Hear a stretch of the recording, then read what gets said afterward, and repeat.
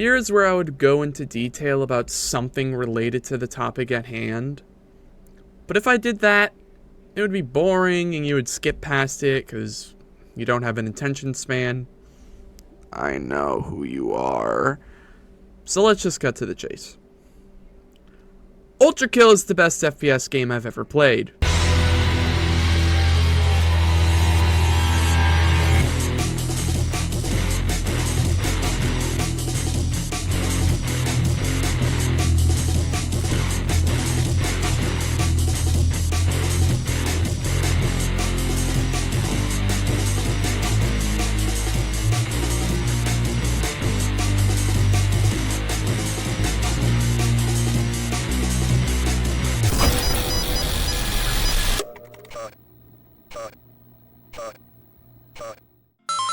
When you hear this sound, something important is on screen.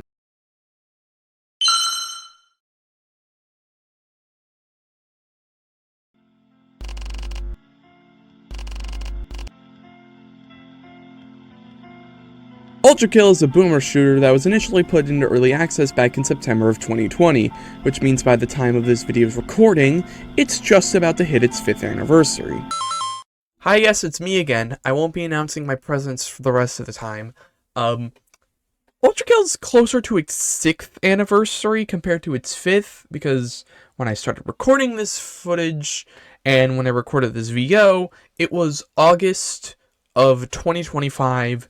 When I'm recording this, it is now June of 2026, so we're closer to Ultrakill's 6th anniversary.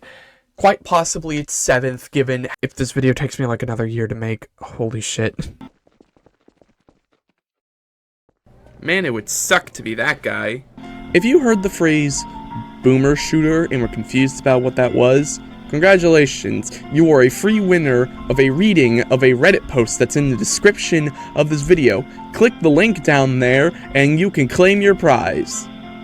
Knowledge. Because knowledge is power. But wait, I feel like I said something very important in that first sentence. Let's rewind.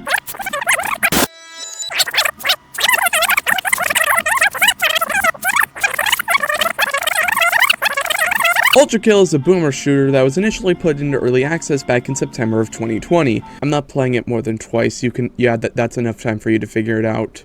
Ultrakill is in early access, which means the game is not fully finished at the current moment. Only up to the game's 7th layer, or 8th world, depending on how you want to put it, is available at this point, but the 8th layer, or 9th world, is going to release sometime later this year, and I hope I can get this video out before then. If not, I sound stupid, and I'm not re-recording this. This statement was made back when the assumption that Fraud was coming out in 2025, but Fraud was delayed into 2026, and at the time of recording and this video coming out, Fraud will have already been out for a couple of months. Yay. Because I don't want this video to be too long and get outdated through the editing process, plus I don't want the editing process to take like 10 billion years to edit,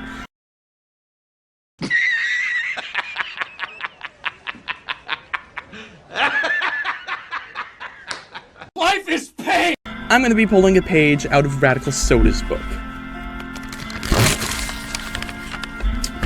Alright, let's see what we have here.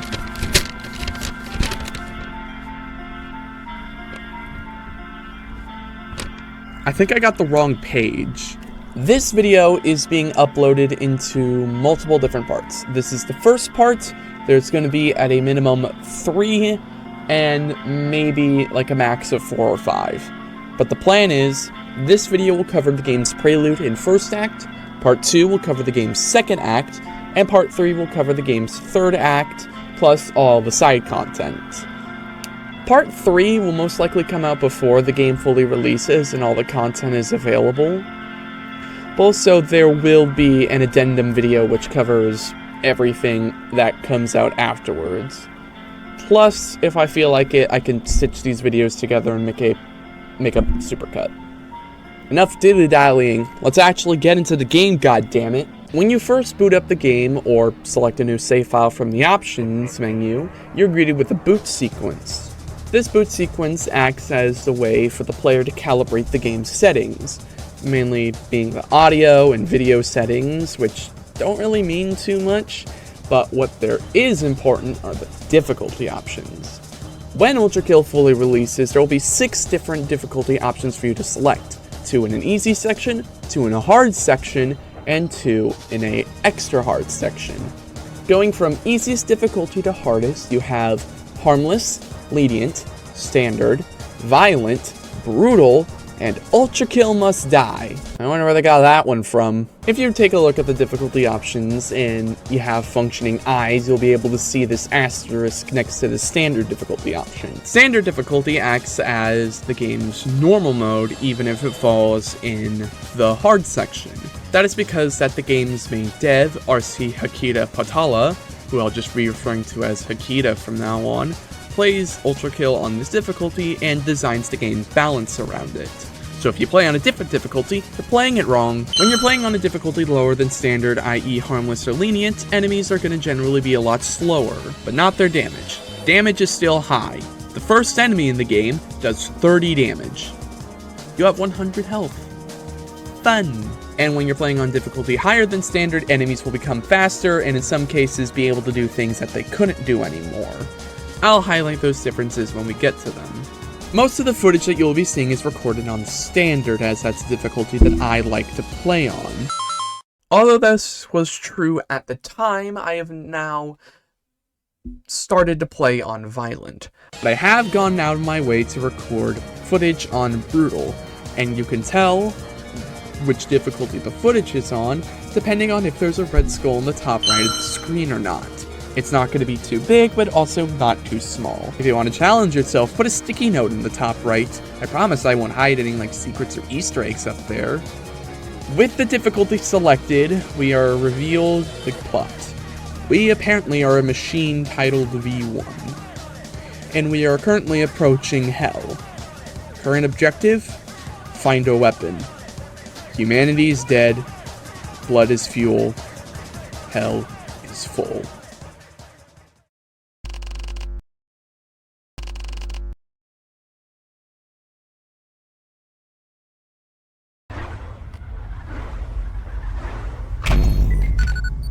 Ultrakill has a very short tutorial, and thus I want to keep this segment very short because I don't want to spend too long on it.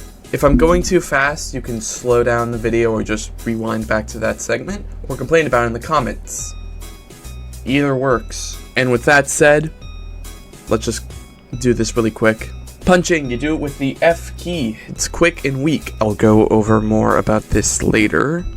Next up, sliding. It makes you a little bit faster than walking, done with control on the ground, and allows you to go into tighter spaces. Next up, dashing. Gives you a bigger burst of speed, done with shift. During the dash, you have invincibility frames, and it costs a stamina to perform. You have 3 stamina max. Hey, remember that one line from the opening? Blood is fuel, unless it is your only way to heal.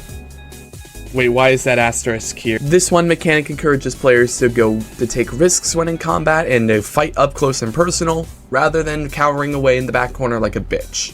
Wall jumping. You jump by using space. And when in mid-air, you can hug a wall to make you slide down it, and when you're in this state, you can jump off of it using spacebar again. You only have 3 of these before you need to hit the ground to recharge them. Next up, slamming. It uses control but when in the air, and it halts all of your momentum and sends you down at a rapid pace. This allows you to deal damage to enemies and break through weaker materials. And finally, secret orbs. 5 in every level. Again with the asterisk, what the fuck are you? When you touch them, they give you some style and points to use in the shop.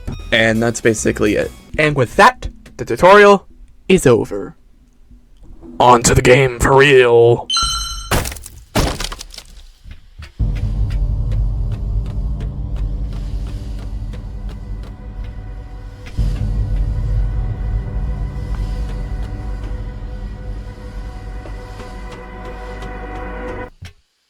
You know what? I don't wanna.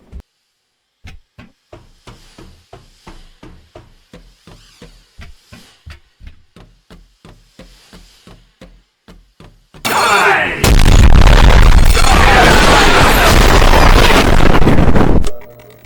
Okay, fine, I'll actually play the game. Fuck.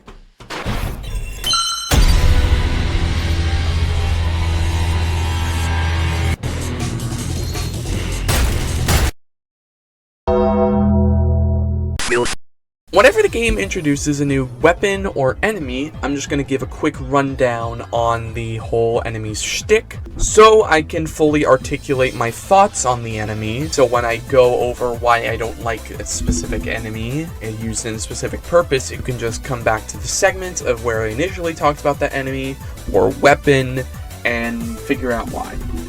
And we're going to be starting off with a bit of a simple enemy with Filth. Filth are a lesser husk, which doesn't mean that much when it comes to their gameplay, but more into their appearance and their lore, which I'm ultimately not going to be going over too much about as of now, but I will later. But all you need to know for now is that husks are human souls given new form within hell. Filth are the only enemy in the entire game that do not have a ranged attack. They have one attack, and that is lunging at you. This is the aforementioned 30 damage attack that the first enemy has.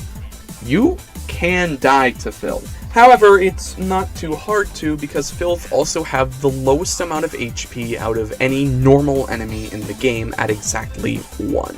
Which means they will be obliterated by almost anything in the entire game.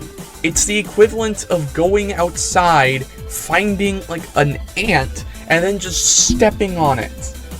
But the ant is the same size as you. Maybe that's a bad analogy, actually. With all this in mind, there's 2 ways to deal with Filth in game. Run away from them and get onto high ground so that they can't hurt you, or just kill them. Your best option is to just kill it, because literally anything can do that. Filth's only strength comes in numbers. The more Filth there are, the more likely you are to be overwhelmed by them, and the more likely you're to be overwhelmed, the more likely they're going to kill you.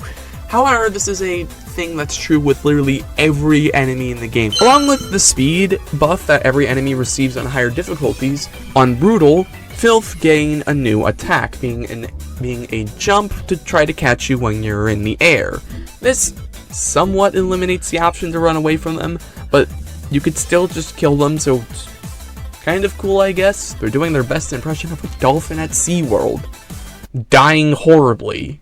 That really covers Filth. There's not a lot to them, but it's the first enemy, so there shouldn't really be that much to them. And since we're here, let's talk about our weaponry. And there's no better way to start that off than the feedbacker. The feedbacker was primarily explained earlier. Fast, quick punches that don't deal that much damage.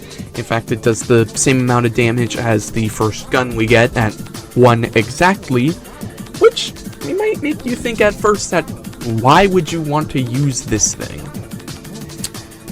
There is one simple mechanic that changes the entirety of the feedbacker.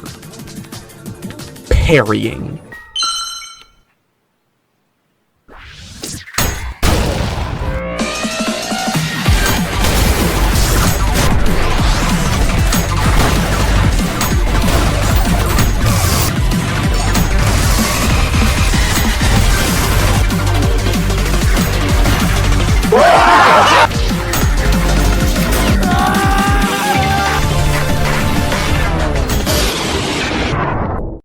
Ah, fuck, the video broke.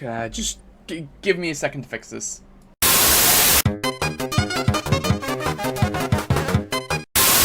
Okay, I think I got it back on. Okay, so, the power outage. Don't worry about that, I fixed it. However, when I was fixing the power, I realized there's a lot of things that I need to cover regarding movement that the game doesn't really tell you. And it's really just a way for me to go on about how much Ultrakill is stupid and how much I love this game. So you know, name of the previous segment, parrying is dumb and I love it. Scratch that. Segment 3, Ultrakill is stupid and I love it. And this is where I'm going to be talking about all the stupid shit that we can do at this current moment. So we're going to go on a bit of a tangent, and we're just going to be talking about speed. For this segment, we're only going to need to focus on a couple of things, mainly sliding jumping, dashing, and ground pounding. So, you want to go fast? I'll show you how to go fast. So we're going to start off with a simple technique with the dash. It just gives you a little burst of speed, and that's should be it. However, there's a mechanic that the game teaches you later on that I'm going to teach you now because I'm that generous. Canceling your dash with a jump will give you an increased amount of speed, but at the cost of 2 stamina rather than the standard 1. This is a great way to gain a lot of speed quickly in order to travel small distances, but it's not reliable for constant use, which is why we're going to be putting this in combination with a different move, the slide. Yeah, the slide gives you more speed than walking, however by itself it's not that fast. However, you can cancel the slide with a jump, and that'll increase your speed. Now, if we just put all 3 of these moves together, a dash into a jump into a slide, and then cancel that slide with the jump, that is the most optimal way to gain speed in this game.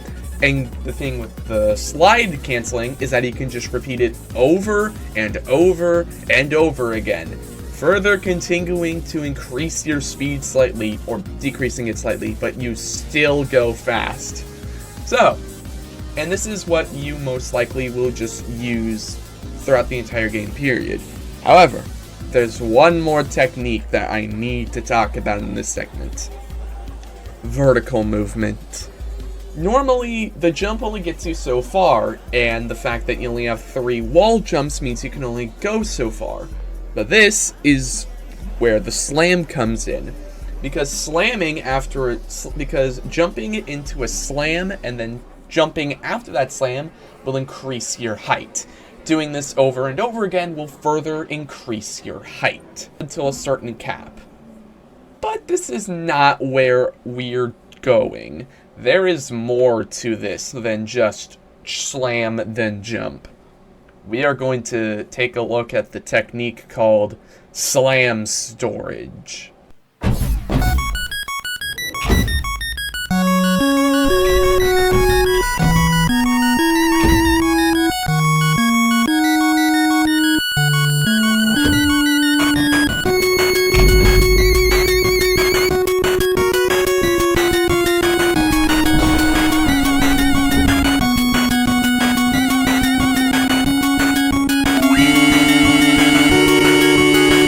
Slam storage is as simple as wall jumping and slamming at the exact same time. This confuses the game into thinking you're in a slamming state, but also allowing you to move around and wall jump further.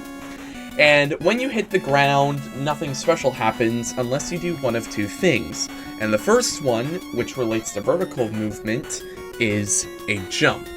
Slam storage is the best way to gain height in this game that does not require any other weapons. It's the most reliable because you can use it if there's any walls nearby, and it just allows you to go flying to the moon. Oh shit, I am falling. However, there's one other thing that we can do with slam storage, and that is instead to do a slide cancel after the slam storage. Gains us one of the fastest ground speeds in the entire game.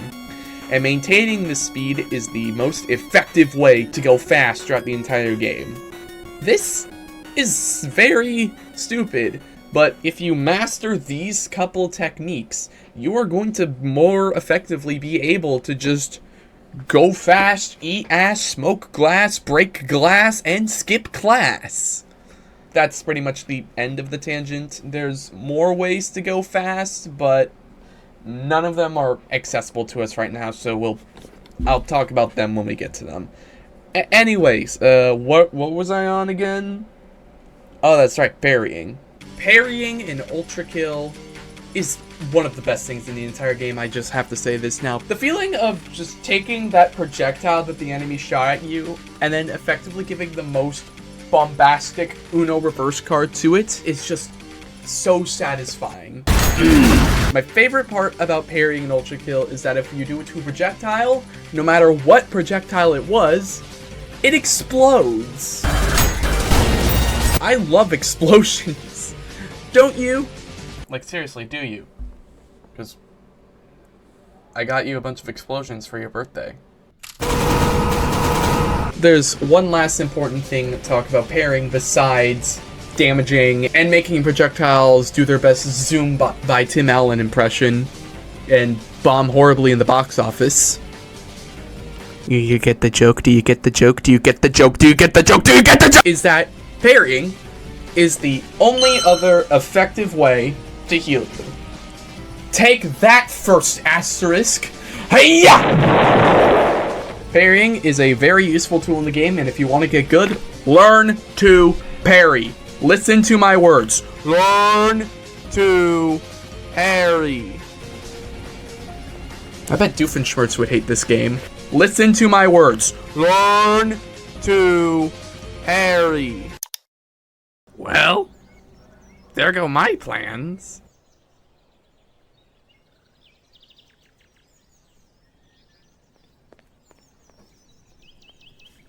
And now that we're finally done with that, I can quickly talk about the guns. Finally, the guns and the shooter. 25 minutes into the video. This video's gonna get no views! One quick thing about each gun is that they have 2 firing modes most of the time. Oh great, so they're like a Hydra. So whenever I cover a new weapon variant, I'll go over its primary fire, and then when I talk about the other variations of the gun, I won't talk about the primary fire, since they're basically the same. Piercer pistol is your first weapon in the game. It fires 1 damage shots with no cooldown, no range limit, and yeah, that's basically it. You can hold down the fire button. You're not really going to get that much done if you just hold down the fire button. And yeah, to the bullet and to the primary fire, there's really nothing to it. However, the real meat comes from the secondary fire. And that's where it gets the name of the Piercer. The Piercer pistol, the Piercer's, as I'm just going to call it, secondary fire is a charge shot, which not only does more damage, it pierces enemies. But to be exact, only 2 of them. Which means, at max, you can hit 3 enemies at most with the charge shot. That means it's really good at clearing out small hordes, but when you're in a group scenario, it's best to just slam to get rid of most of them, or rely to your faster shots, because the charge shot does have like a couple second cooldown after use, so you can't spam it out like particular mod that I know. Overall, the Piercer pistol is the worst weapon in the entire game, but it's going to get outclassed. Don't worry, and when it gets outclassed, it's going to get much better. Alas, Piercer fans, it is no longer the worst weapon in the game because of one small change, or actually 2 small changes made in the fraud update. The first one being that its headshot and limb shot multipliers were increased, so they do more damage. And the second thing is that the charge shot now can be split 1 coins. This is fucking stupid. And with that said, I can now finally talk about the first level. Oh my god. O-1 Into the Fire doesn't really do anything too special to separate itself from other levels because it doesn't have to, because it's the first level.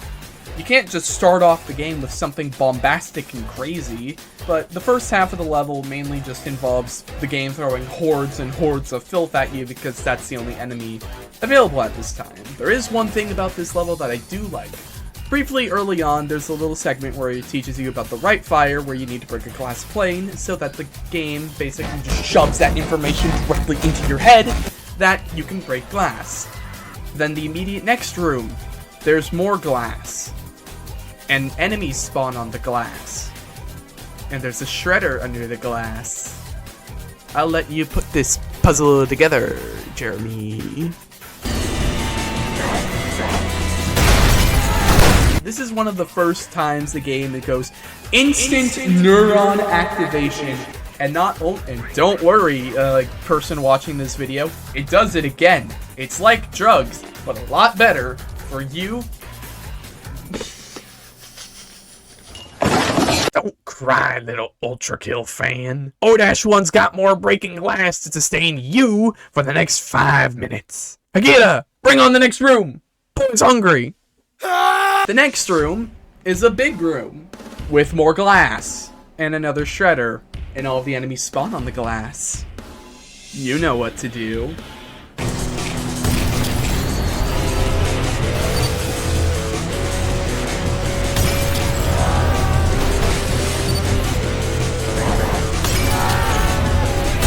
Not only is this really good level design, aside from the standpoint where it's like, show you mechanic, and then test out this mechanic, it's also a pretty cool mechanic that unfortunately doesn't really get used that much because glass is kind of inconsistent to where it shows up.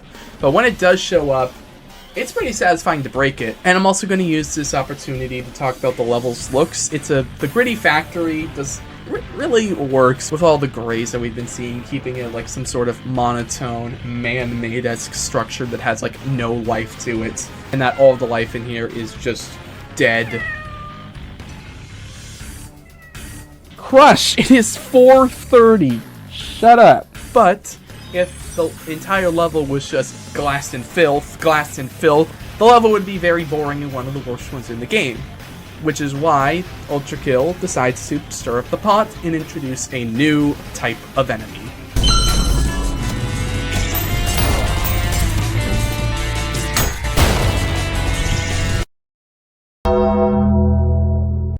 Strays are basically the opposite of Filth. They are still lesser husks, but there are a few ways that they differ. For starters, they only have one attack, being a ranged option Hell Orb that they fire at you. It's one at a time, there's a really long cooldown, plus they tend to prefer to stay away from you, keeping on the whole range thing, and the orb can be parried. On higher difficulty, stray shots are a lot faster, plus they start tracking your shots. And this is also the same for other enemies as well that act like this, so just be on your toes if you're playing on higher difficulties. Strays have one more difference from Filth, and that is slightly more health, which means they require 2 hits to kill rather than 1. Oh, you're getting too fancy. I might as well put on my fancy pants. Just go for the head. Headshots and limb shots deal more damage, and this is a good way to teach you how to aim properly. And that's pretty much it, the strays. They're more of a supportive enemy, so when the entire encounter boggles down to just have a couple of strays, it's not really the best thing and rather just becomes target practice. But strays are a good enemy to learn properly how to parry. The rest of the level is nothing too special. Now just giving you combinations of Filth and strays, showing off how Filth are more of like the frontliner enemy and strays are a bit of a support. That is, until you reach the skull door.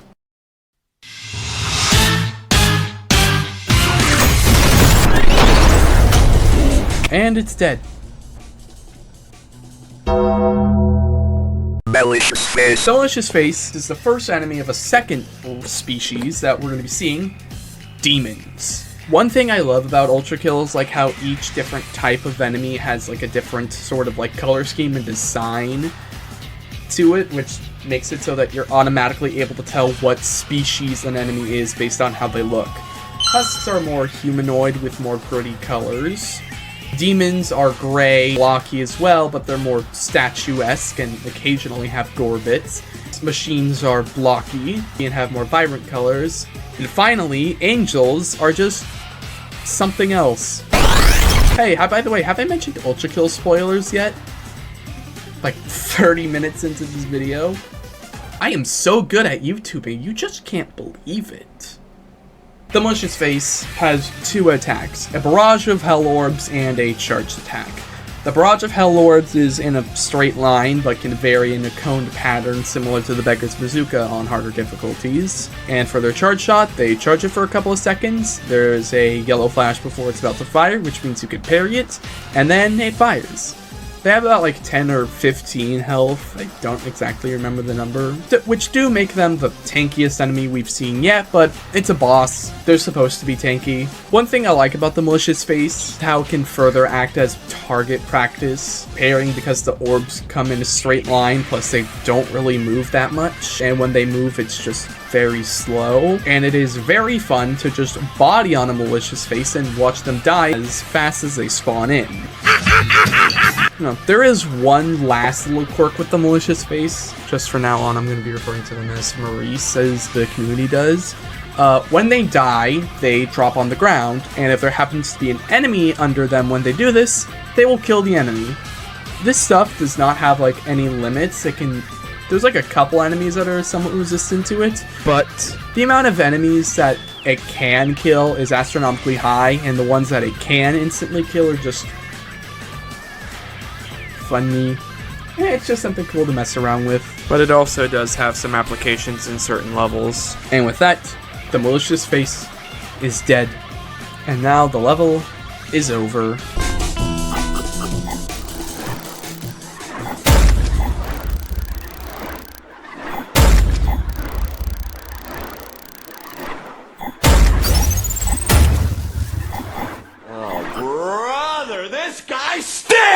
At the end of every level, you're graded on 4 things: time, kills, style, and deaths. Time, how fast you completed the level. Kills, how many enemies did you kill.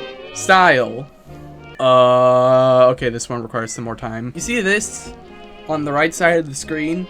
That's your style meter, pretty much straight up lifted from Devil May Cry. Not the first thing that we've seen that comes from the game, and it's also not the last. Depending on what you do in a fight, you'll gain style. From something as simple as killing an enemy, landing a headshot, punching an enemy to death, getting a parry, to as obscure as spawning an enemy in a very specific pit in 5-4. This is real.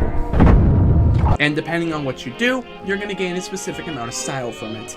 Take damage and you lose some style. But there's 2 other things about the style meter that need to be explained: your style rank and the freshness. Because Ultrakill wants you to do very snazzy shit and be very fancy and learn combos, the game has a weapon freshness meter, which directly affects how much style you gain. At first, using a weapon that hasn't been used in a while, or not at all, will grant you a 1.5 times bonus to the style, but the more and more you use it, the more and more it'll whittle down to just the normal amount of points you would get, then half, and then none at all.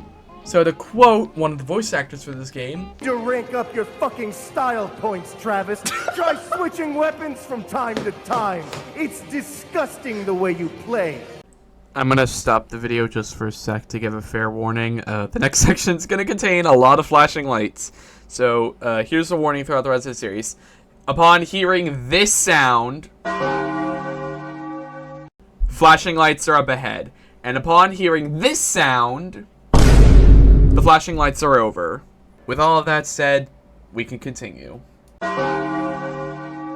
If you only have one weapon equipped, the freshness meter will not drain, and you just have a flat up 1.5 times style bonus no matter what.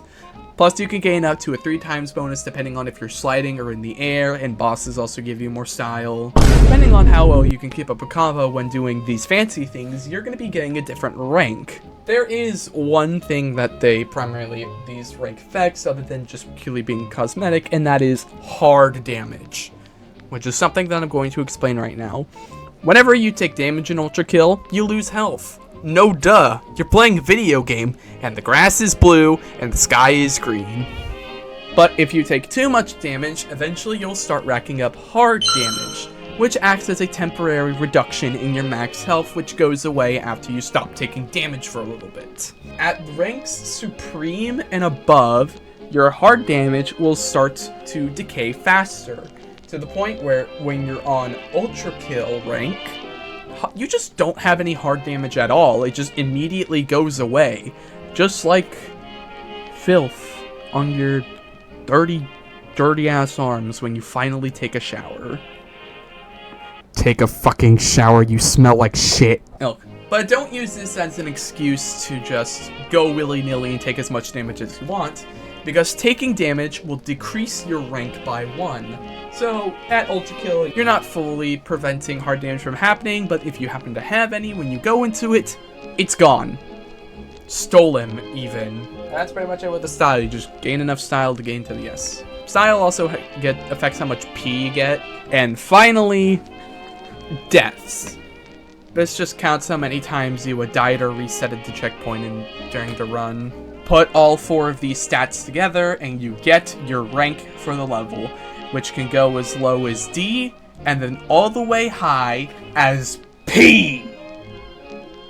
Nice. To get a P, The first thing is that you need to get an S in time, kills, and style. Complete the level fast enough while getting enough style while killing as many enemies as possible, and do it in a single attempt. No deaths, no checkpoints, start to finish, one run. Doing all of this will award you with the Golden P rank. This has a purpose later on, and if you played this game, you know it. And if you haven't played this game, buckle the fuck up, little doggy. Prepare thyself! But there's one last thing I need to explain before we can move on to the next level. Secrets and challenges. In every non-boss, non-encore, non-prime sanctum level, and also non-secret level. Alright, I'm starting to declutter the place. Now I can actually hang up my fucking pictures. There are 5 secrets in each level. The secrets give you points, and sometimes they're overlaid with a different power-up, but I'll talk about the power-ups later. And finally, the challenge just is basically like a fun little thing that you need to do in level, and it varies depending on the level. I'm not going to go into every level's challenge, because at that point this video will be 10 hours long and nobody will watch it. But I will go over certain levels challenges if I find them interesting enough. For example, this level's challenge further encourages you to break glass. And that's all I'm going to say about it.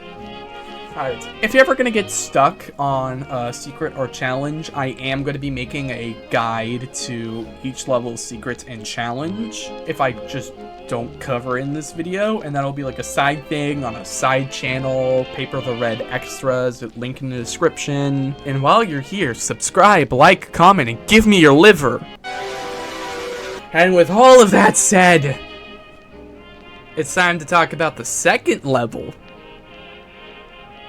Not! At the start of basically every level, that's not O-1, that is not O-1, O-S, 1-S, 4-S, 5-S, and 2-S. You'll find a terminal which you'll be able to do one of a couple things. 1. Read. Statistically, you cannot read. 2. Sandbox. 3. Cybergrind. I will talk about those in part 3. But for now, if you want to learn about them, look it up. Use your brain. And do not act grok, because if you do, I will rip off your balls. Statistically, you do have them. Well, and finally, weapons, where you can buy additional variations to weapons and then color them however you want if you have enough P. Each weapon has 3 variations to it, as I previously said, I think. You start off by getting the blue variation, and then you have to buy the red and green variation with the P that you get at the end of each level. So now, I'm going to be quickly running through the other 2 variations of the pistol and everything you can do with them. And to start off, we have the Marksman. The Marksman shares its primary fire with the Piercer, and so does the Sharpshooter, which is the red variation. So I'm just going to immediately jump into talking about the All-Fire, which instead of it being a charge shot, it is instead giving your change to the poor homeless person out in front of Subway. The Alt-Fire tosses out a coin in front of you, and at first this doesn't do anything, until you shoot it. When you shoot the coin, your bullet will gain a little bit more damage and home in on the nearest enemy's weak spot, dealing even more damage. So this is pretty great if you suck at aiming, because why aim at the big enemy when you can aim at the tiny coin that is progressively getting further and further away from you. The Marksman is basically the best weapon in the entire game. Having the ability to just home in on targets and deal more damage is just so good.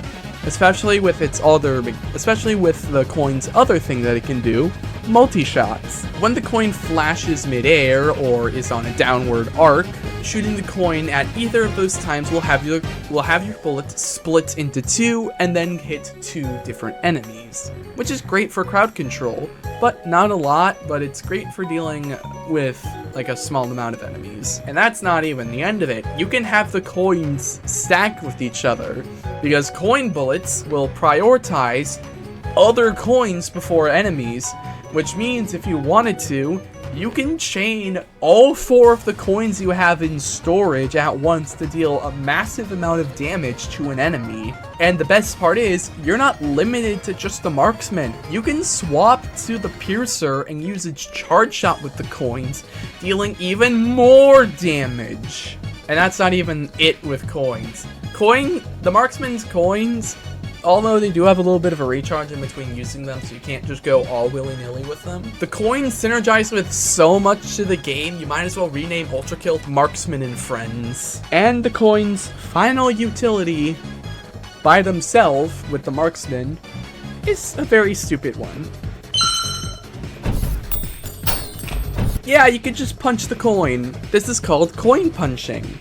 Very creative name, I know. Doing this will have the same properties of the whole aiming to the nearest target's weak spot thing, but the best part is that they bounce off the enemy, which means with a well-timed shot, you can then shoot the coin, which will most likely be on its downward arc, so you get the split shots, or punch it again, increasing the amount of damage the coin does, and if you just keep on chaining this, you can gain a high damage coin. And this is exactly why a technique called dead coining works, which allows players to help instantly kill certain bosses. Machine, I will cut you down, break you apart, splay the sword of your profane form across the stars. I will grind you down until the very thoughts by for mercy. My hand shall relish, ending you here.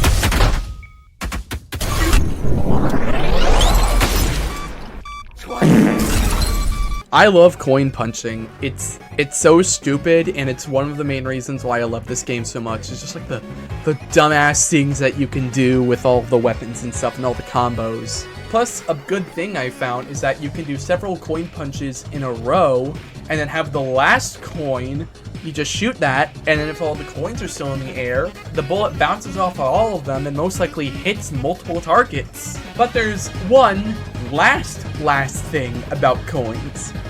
Do you remember the Malicious Faces charge shot? That's hit scan. Which means chargebacks are very, very satisfying. The idea of taking an enemy's bullet that they literally just fired and then instead having it go back to them or one of their comrades, it's just... There's only 3 enemies in the game at this current point that you can use chargebacks on, but it is very satisfying to hit, but at the same time it's very hard, so I pretty much don't go for it. Chargebacks are very situational, but when you're in the right situation, oh boy, they are very satisfying. Alright, and with that, we are now done with coins for now. Time to talk about the Sharpshooter. The Sharpshooter's right click is more simple than the Marksman, basically just being a ricochet. Being your pistol and have the bullet bounce off of walls from 1 to 3 times. This is really good in enclosed spaces for taking care of the hordes of enemies, since the ricochet has infinite piercing, which means absolutely nothing will stop it, even enemies that it didn't kill, which makes it great for dealing a lot of damage to a certain enemy, a lot. Plus, you can use coins with the ricochet to give it more bounces. So you take a look at this enemy, bada boom.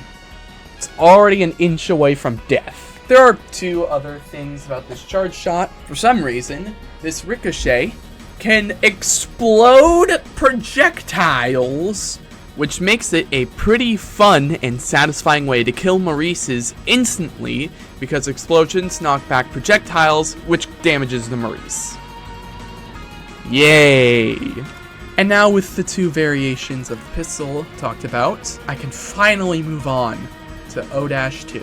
I promise I can speedrun through this level real quick. O-2 doesn't really do anything too special. In fact, it's one of my least favorite levels in the entire game, primarily because A, it doesn't really introduce anything noteworthy, and B, what it does introduce just flat out sucks. There's 2 main things that it mainly introduces. 1, the concept of an enemy we'll fight later, and 2, them. Ultrakill does an Ultrakill in showing off this thing that can instantly pulverize enemies, but beware, it instantly pulverizes you. And this is legit gotta be one of the worst setups of the entire game. Is that after this room with the Crusher, where you're first introduced into Crusher, so you have a little small room with a Crusher directly in the center of it, and if you're going fast, this is dumb. This is just straight up bad level design. Basically, you gotta slow down when going into this room, and the best part about the Crushers is they are only used in 4 levels. This one, O-5, 2-3, and O-E. 8-3 also has these Crushers now, so... Yay, it's 5 levels actually, woohoo! Yes, that was an E. I will talk about that in part 3. Yeah, it's bad. The rest of the level kind of just revolves around the Crushers, and... Okay, finally, something that I enjoy. This is Swordsmachine. I will talk about them in the next level. There's a neat little room where you do like a side-by-side encounter, where you're both fighting your own hordes of enemies. Plus there's a secret where you can see it take on its own unique horde. But yeah, it's just not really enough to save this level. Plus there's also this secret. This sucks. Why is this room here? Why is there just a room of shredders? It just doesn't make any fucking sense. Why are there Crushers? Why does this room exist? And the fact is, there's a power-up here that I could talk about, but just because I hate this room enough and I hate this level, I'm not talking about it until the next level. Fuck you! Well, that previous level was kind of a letdown. Thankfully, O-3 is a lot better than O-2. Starting off, the level is oddly vertical, but you're going up instead of down, so the level name doesn't make any sense. Underneath the stairs of the entrance of the level, we find a power-up, which made its first appearance in the previous level, but because the room it appeared in was so ass, I'm talking about it now. This is a health power-up. It heals you all the way to full, and for an extra treat, it grants you double your max HP, bringing you up to 200. However, you are unable to heal any of this extra HP you get, and it acts more of the sort of way to cushion damage from enemy sources. However, this instance will teach us something about these power-ups. You're most likely never walking out of it with all of your extra health. Most of the time, secrets like this have secret enemy encounters that only show up when you collect the secret. So in these cases of the double health power-up, as I'm going to call it, you're pretty likely to not have the full 200 health upon walking out, and depending on how much you suck, less health than you walked in. That could never be me because I am so good at this game. The level at first is just more strays and filth. Until it isn't.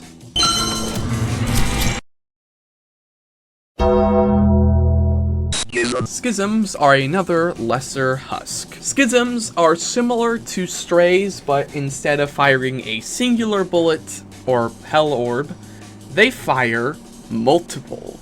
Schisms technically have 2 attacks, but they're really 2 different variants of the same attack, being a spread shot of hell orbs either horizontally or vertically in a neat straight line. Unless you're playing on brutal, then they just shoot right at you, which doesn't really make any sense with the lore in the terminal. So 0 out of 10, shit game, never playing it again, video cancelled. These spread shots of hell orbs are yellow, which means they're connected to each other, which means that even if you stand between 2 hell orbs, you'll still take damage. You can still just dodge or parry them, which doesn't really make them any of a threat when they're by themselves, but Schisms in great amounts can absolutely show you what hell it actually is, even though we're approaching it. And the cherry on top of all of this is that Schisms have the most HP out of any of these fodder enemies that we've seen so far at 5, which means with our lacking firepower, taking them out is going to be a tall order. That is, until you remember that the F key exists on your keyboard. The best way to take out Schisms is to just parry them, and I'm gonna leave it at that. Schisms are a nice way to shake things up to show you that as you're approaching hell, things are rapidly increasing in heat and difficulty as the enemies are becoming harder and harder to deal with. After this room, we're granted with the illusion of choice. A spiral staircase with an exit at the top, but a door next to us at the bottom. Going up the stairs first leads to a roadblock with a bunch of cracked rubble that we don't have enough firepower to deal with. Unless you did the secret fight in O-2, but shh. So we are gonna have to go down the bottom path, which leads to another skull door. I wonder what's behind it.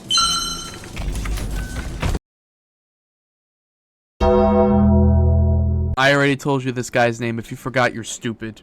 Okay, get ready for this. Swordsmachine, at this point in the game, is one of the most complicated enemies that you will face up until about, I would say, 1-3.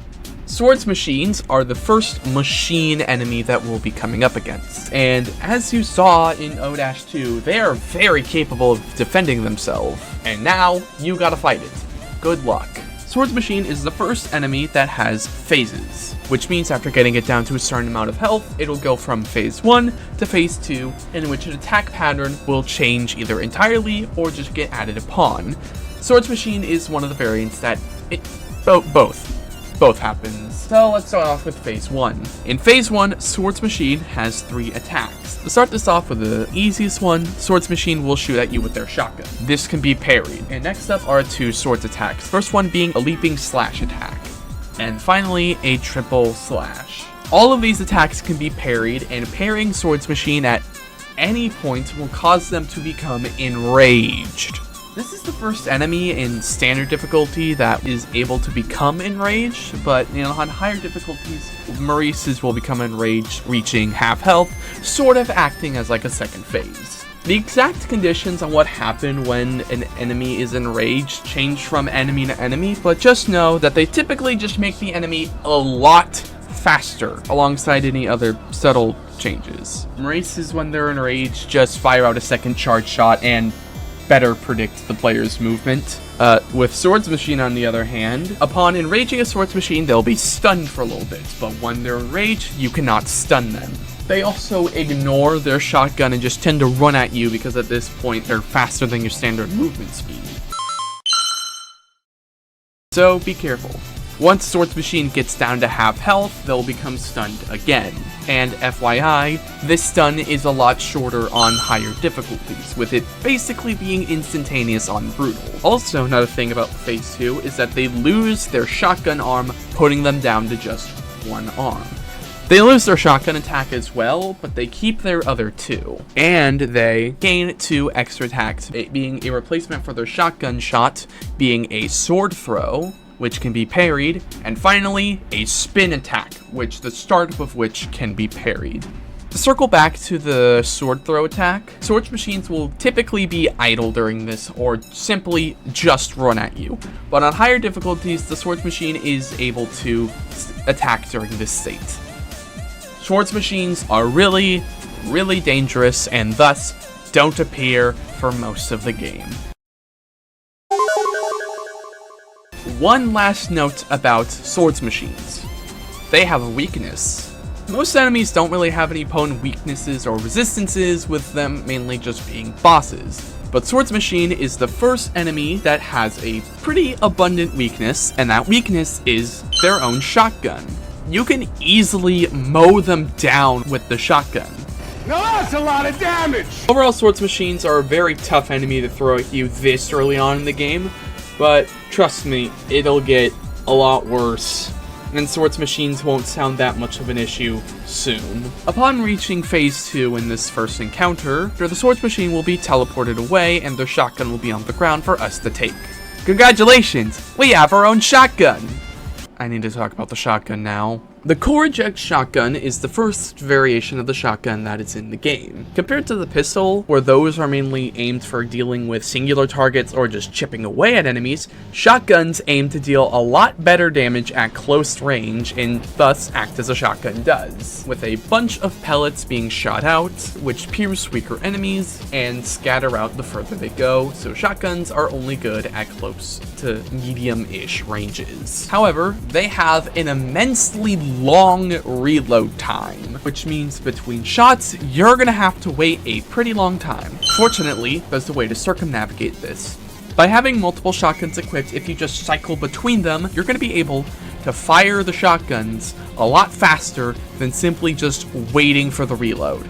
And this can even be done if you have only one shotgun by setting a key to bring you to weapon variation 1 of any slot, and then just using that. It's a shotgun. Doesn't really look like it, but it is a shotgun. And thus we can move on to the secondary fire, except not. Remember we talked about the Swordsmachine and their shotgun? Originally, an oversight in the code by simply copying and pasting the Swordsmachine shotgun code into V1s allowed the player to parry their own shotgun. And since Hikita is a very cool person, they turned that bug into a feature, something known as projectile boosting. This is very stupid and fun to do, and this helps shotguns get better at medium ranges. Unfortunately, you cannot pair this with coins. Now time to move on to the core check. Secondary fire being just straight up a grenade. Hold down your alt fire to charge up a shot and then release the fire. It'll fire a small explosive which explodes on contact on any surface. The more you charge it, the further it flies. And by itself, it isn't anything too useful. However, paired with a specific weapon we'll get into much later, it becomes an absolute It becomes a crowd controlling machine. But we will get to that much later. And now to move on to the blue-green variant of the shotgun, the pump charge shotgun. Strangely enough, the overpump does have major differences in its primary fire compared to the core checked, with it mainly coming down to a very simple TF2 style buff and debuff. Shorter reload time, but the pellets do less damage. What does it mean by overpump? These are shotguns, right? So of course, that means one of them you have to cock it. And you can do that over and over again until your heart's desires. This is where the overpump gets its name from. Is it actually the overpump? Hold on.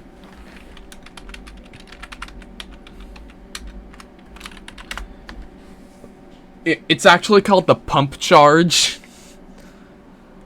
I'm still gonna call it the overpump.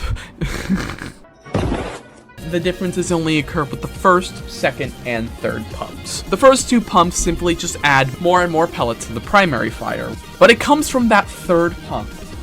You pumped it too much. This is supposed to be a downside, but in reality, it's a buff. You can use this explosion for clearing out small hordes of enemies, or dealing a lot of damage to one enemy in particular. Or hell, because why not, you can use it to give yourself a boost in momentum. Overall, the pump charge shotgun is absolutely a blast to use. I highly recommend that you learn how to get good with this weapon in order to have a much better time. Plus, its mobility is wacky. And now to move on to the sawed-on shotgun. You know what Ultrakill needed? Chainsaws. What does the sawed-on shotgun give you? A chainsaw. And what I can best describe as Homer Simpson's wet dream, the sawed-on shotgun allows you to mow down the scum of hell with a trusty chainsaw. The damage of it may not be high, but the sheer amount of hits that it gets concurrently, it's just so good. For healing, that is. And thus, it becomes a noob trap. A lot of players, including myself, when they first get their hands on the sawed-on shotgun, basically just use it for everything, running at the hordes of hell with a shotgun in hand, praying that you don't die. And strangely enough, this is viable on harmless and lenient, because on those difficulties, hard damage doesn't exist. So if you just take damage, newsflash, chainsaw, so you just heal it all back. This isn't all to the chainsaw though, this is primarily just revving it up, because the main intent is that you're then supposed to launch the chainsaw as a fucking projectile, in which you can then parry back with the feedbacker, which allows you to play the world's deadliest game of paddleball. And strangely, it is still a very good weapon, even with it being like a situational noob trap. You're able to still get good amounts of damage on hordes of enemies and larger enemies and be able to walk out fine because of the healing. It's just, yeah, this is definitely going to need a nerf at some point. And nerfed it was. The chainsaw now has durability. and it breaks after 60 non-lethal hits if it's being revved. So you can't rely on the chainsaw by itself anymore by just revving it to tear through the hordes of hell. Rest in peace, running at the hordes of hell with a chainsaw. You will be missed. Overall, the sawed-on shotgun is a very situationally weird side grade, but I still love it because it is literally a chainsaw attached to a shotgun. That is the most American thing I have ever heard, and Akita is finish! We're able to progress throughout the rest of the level using the core eject, in which the rest of this level mainly focuses on environmental hazards, big-ass industrial fams, this weird-ass laser, while getting you used to the fact that now you're seeing schisms everywhere. And the level ends with you having a rematch with the Swordsmachine in its second phase. Use your shotgun to kill it. And now that the level is over, I would like to talk about its challenge. Kill only one enemy. Progressing throughout the level, you're gonna come at an impasse with the Schism room because you're required to kill 3 enemies to get past it. However, the starting room is directly on top of the room prior to the second encounter with the Swordsmachine, which means by breaking the glass and then either overpump charging your way up or slam swording your way up, you're able to have an encounter with the Swordsmachine, both phases, all at the same time. Which is a pretty neat challenge if you're going for it at this point in the game. Testing your mettle against the Swordsmachine can be really challenging, especially if you only have a couple of the pistols, a shotgun, and the feedbacker. But later on, this challenge becomes an absolute cakewalk. O-4, okay, it's kind of bad again. Not as bad as O-2, but I still don't like this level. Primarily because it is literally a straight line. I am not kidding. It is literally a straight line. This level does have the Malicious Face as a normal enemy in it, but that's not really worth anything because it is literally a straight fucking line. I'm going to move on. Sorry, O-4, you're not really getting an explanation out of me. Which brings us to O-5, the end of Prelude. Normally, you're supposed to go through this little mini obstacle course involving this one very long crusher, but with a good slam storage slide, you're able to just skip it entirely and make your way to the boss door. I hope you're ready, because it's about time that we've entered hell. Abandon hope, all ye who enter. Wait, what?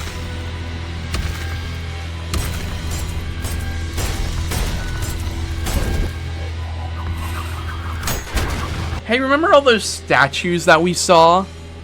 They're all alive, and they are all demons. Typically, Cerberus is depicted as a 3-headed dog, and also the guardian of the underworld. Cerberus may keep their role, but they are not a 3-headed dog, but rather a stone statue of the man making an imitation of the Thinker statue. And they are absolutely ready to dunk on you, because this is an absolute difficulty spike. Cerberus are extremely tanky, even without the boss modifier, so dealing with one of them is a nice challenge to test to see if you are really worthy of entering hell. And Cerberus, thankfully, are very simple enemies with only 3 attacks, 2 of which get changed on higher difficulties, so we'll just get to the one that doesn't change. They'll start off by dunking on you, and to do this, they throw their orb at you. The orb is parryable, however, this projectile is very wonky to parry because of its weird travel angle, primarily being focused down, which means you basically need a punch as soon as they throw it. But if you can get the timing down, it is absolutely satisfying to dunk on them instead. And then, for their 2 attacks, they have a Stomp, which sends out a Shockwave, 2 if you're playing on Brutal, and finally, an unparryable dash. On higher difficulties, there are 2 dashes, both of which are still unparryable. And with all of that down, the best way to dodge Cerberus is to just stand above it. If you can stay in the air, Cerberus can't really hit you. So as long as you keep to the air, this Cerberus is tough.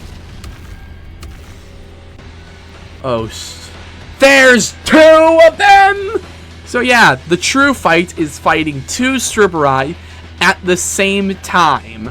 So, hey, you handled this one, handle another. And this is an absolute challenge for new players, because at first you had to juggle one Cerberus, now you need to juggle two, and they're both most likely doing separate things. One is stomping right next to you, the other one's dashing towards your location. Both of them could be doing the same thing, and it's basically impossible to keep track of which one's doing which. But if you adapt, you will soon be able to conquer a Cerberus, which reveals a hidden gimmick of the Cerberi. If two or more Cerberus are alive at any given time, and one of them dies, the rest will become enraged. And this isn't a temporary enragement like the Swordsmachine. No. This is enraged until they die.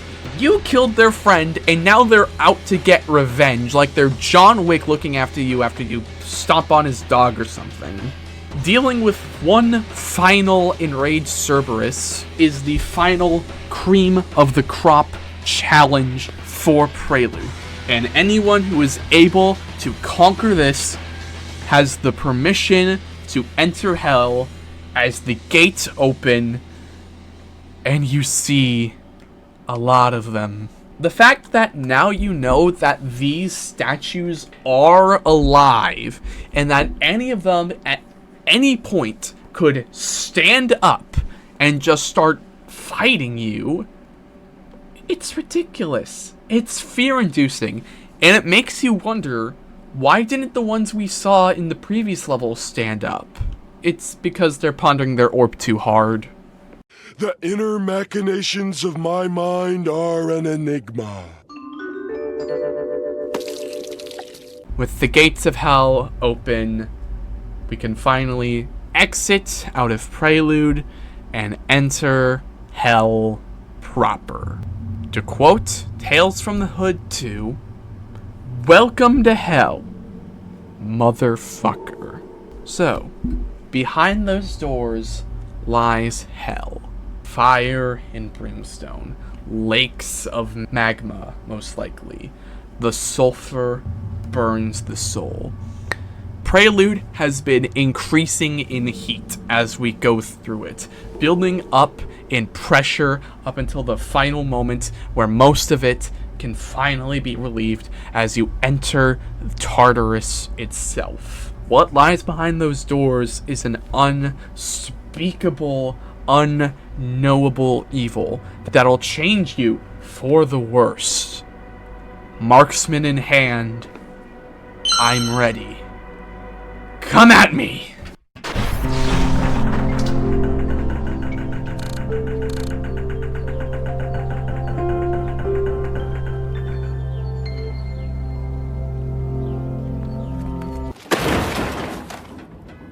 Ultrakill's depiction of hell is very loosely inspired by Dante's Divine Comedy, or to be more specific, Dante's Inferno, the first part of the comedy. Or Dante's Inferno is about Dante, the author, traveling into hell with Virgil, one of Dante's favorite poets. Oh, so that's where they get their names from, on a holy mission. And in Dante's Inferno, hell is described to be 9 different layers, each encompassing a different sin of sorts. And to go from top to bottom, the layers are Limbo, Lust, Gluttony. It's greed and gluttony at the same time. If you eat too much money, you die. Gluttony, greed, wrath, heresy, violence, fraud, and treachery. Hearing that, you may think, what's a heresy? What's a treachery?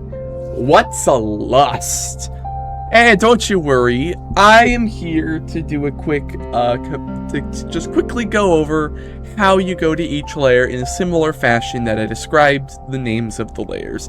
So, to begin, you weren't baptized, you fucked too many people, you ate too much food, you have too much money, you were angry too much, religious lying, killing too many people, actual lying, and then betraying trust. Why are there 3 different layers dedicated to lying?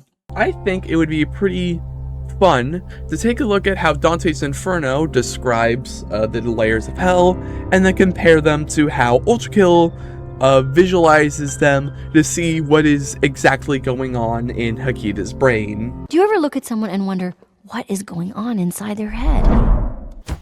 You defy the light! What?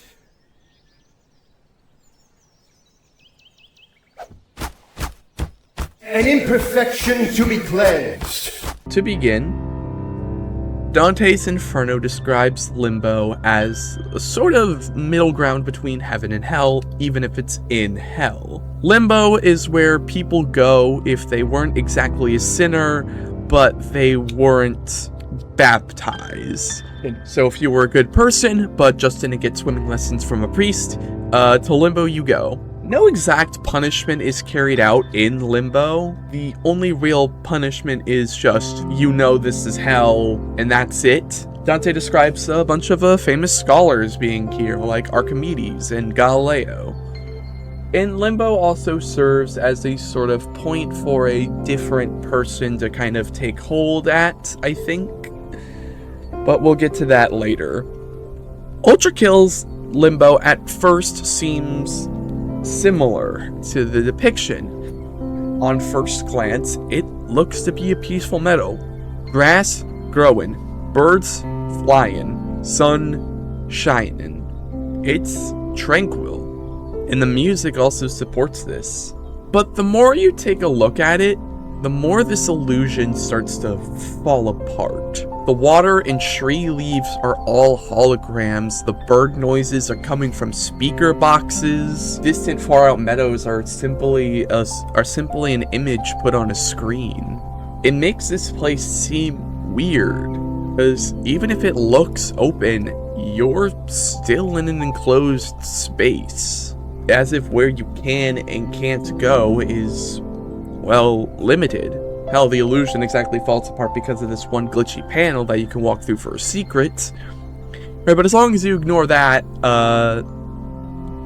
yeah. But peace is an opportunity we will take, and Ultrakill takes it to teach you about a mechanic, mainly being the skulls. Skulls act as keys in this game. They come in the red and blue variety, with color blindness friendliness in the form of alchemy symbols to tell them apart. In order for them to work, you have to take the appropriate skull to its appropriate pedestal. Blue on blue, red on red. And there's nothing really else to go over it. You punch them to pick it up and to set them down, and that's pretty much it. So the level tasks us with finding a blue skull when giving us a red skull. Thankfully there's a red pedestal nearby, and we're able to use that to progress throughout the level.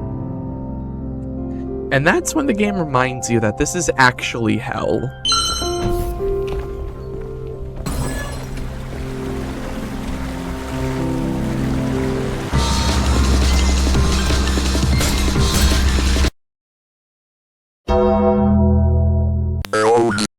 Drones are another machine, but unlike Swordsmachines, they are very, very simple. Drones fly around and shoot a couple of hell orbs at you for their only attack. That's it. You can parry the drones right as they're about to shoot the hell orbs, and you can parry the hell orbs themselves. They basically act as mosquitoes, especially on Brutal when they move fast as fuck. Like, seriously, how the fuck do you shoot this goddamn thing? When a drone is on the brink of death, they will gun straight for the player's current position when they die, aiming to hit them in an explosion.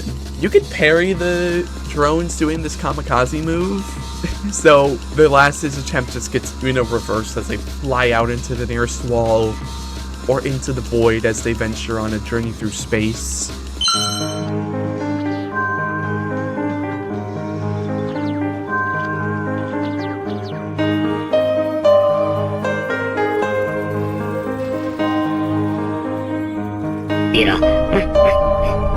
I wish I could take it all back.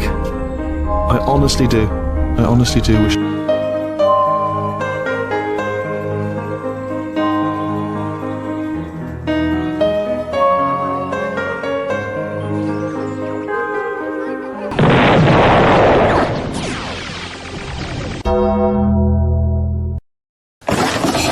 You can also shoot them to make them explode.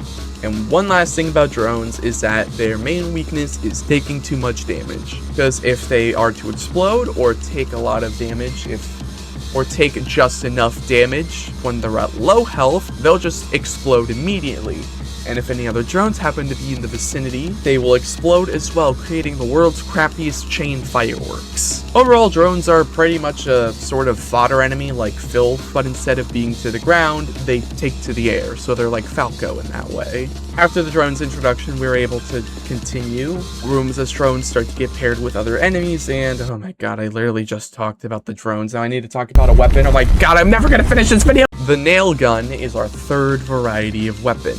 Basically being a minigun, but with nails instead of bullets. But it is still effectively a minigun. The blue variant, the Attractor nail gun, is the only weapon in this game that has an actual ammo pool. However, the ammo does recharge one at a time when not in use. 100 nails to your name and then being fired out in rapid succession makes the miniguns best for dealing with targets that they have a lot of health. Like this Marine that spawns in when you pick up the minigun, who you can tear to shreds like cheese. The nails are not the main attractor though. It's the magnet. You have 3 magnets to your name that can be fired out using the secondary fire, and they will basically attract anything magnetic, so nails, the chainsaw if it somehow comes loose, the whole shebang. And the purpose of the magnet is to do something called a nail bomb, where you shoot it with a bunch of nails until the magnet explodes, causing a bunch of nails to be sent flying everywhere. I don't do this in gameplay. The nail guns kind of feel like an afterthought when designing like how they can synergize with other weapons. And the only one that I can think of off the top of my head is, oh, you can use the pistol to shoot the magnet early to cause an early nail bomb, I guess. And that's it. The Attractor nail gun by itself is absolutely not the best weapon, and you should most likely just save your nails for something like a Malicious Face or a Cerberus. The Overheat nail gun replaces your limited ammo pool with an infinite ammo pool, and so does the red variant as well. And it replaces the magnets with this bar that you can charge by firing the nail gun. Once the bar is full, nothing happens. And then you press mouse 2 and you effectively just projectile vomit over an enemy. The Overheat nail gun takes the idea of dealing a lot of damage to high health targets and amplifies it by 10 by having just more nails. It's like Oprah, you get nails, you get nails, you get nails, everybody gets nails! You get 2 of these charges, so what's the downside?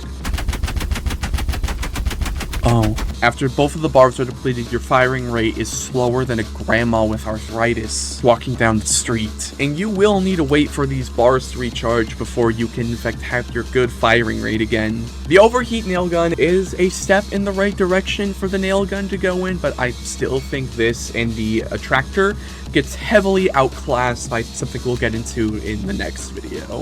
And finally, we have the Jumpstart, which trades out the magnets and projectile vomits with a car battery that you can attach to any enemy with the right fire. It'll fire out a little projectile that when it hits an enemy, it will begin to charge. And once the charge is finished, they get zapped with electricity. Shocking. This zap by itself is enough to kill certain fodder enemies while dealing a lot of damage to others. But if this is where the electricity ends, it would be poo-poo. So it doesn't end here. Damaging the enemy that is about to be zapped allows this zap to gain additional range, which means if there's any enemies close by, they will also get zapped, making this the most effective crowd controlling tool out of the nail guns. But if you thought this was horseshit, you haven't seen anything yet. Remember the magnets from the Attractor? Yeah, the electricity gets carried over magnets. So if you ever wanted to see a room of fodder enemies just completely disappear without a trace, use the Jumpstart minigun.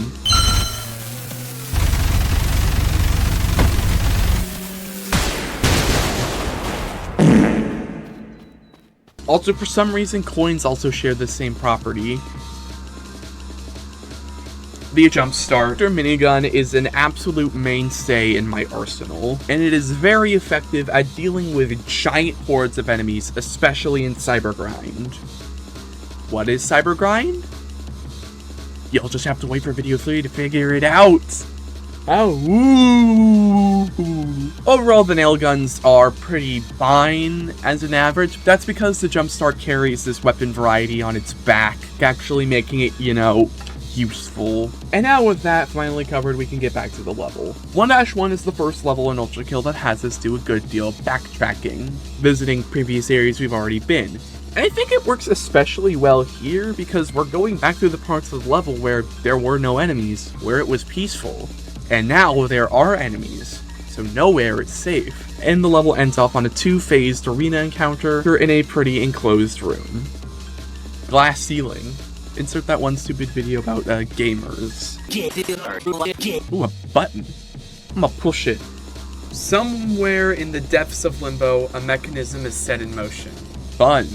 Overall, 1-1 is a very fun and enjoyable time, and it is a good introduction into Hell, plus it is the best anticlimax to all the tension built up in Prelude, only for it then to deliver on said climax after a little bit of a small break. So obviously 1-2 is the second worst level in the entire game, because it literally does everything that 1-1 does, but worse. Backtracking? You got it. Shocking reveal that changes the atmosphere of the level entirely? You got it. A new machine enemy? You got it. Oh, fuck.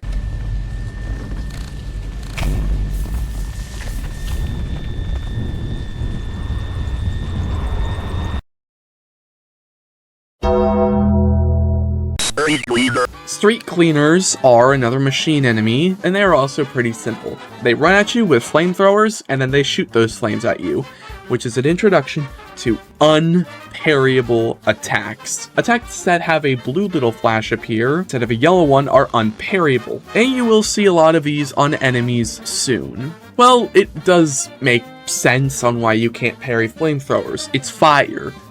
Can you punch fire? Well, you can, but that ultimately will probably light your hand on fire instead. As long as this line between parryable attacks and unparryable ones is sensible, I'll be fine and won't blow a gasket. So anyways, Streetcleaners will just shoot fire at you, which deals a fuck ton of damage, so if you're unable to dodge it, yeah, you're probably just gonna be melted. However, Streetcleaners do have one glaring weakness though. Their gas tank. It's exposed on their backs, and if you're able to get behind them and shoot them, they can explode, acting as an insta-kill. And the best way I found to deal with Streetcleaners is to toss a Marksman coin behind them, wait for the flash, shoot it there, and then have the split shot hit 2 Streetcleaners at once, hitting me with one of the best sounds in the entire game. I forgot to mention this while doing my original recording, but Streetcleaners can also deflect projectiles like the core eject and other explosives, and they also have the ability to dodge attacks as well. So yeah, fighting them can be a nuisance, but this dodge only happens like once before like a cooldown.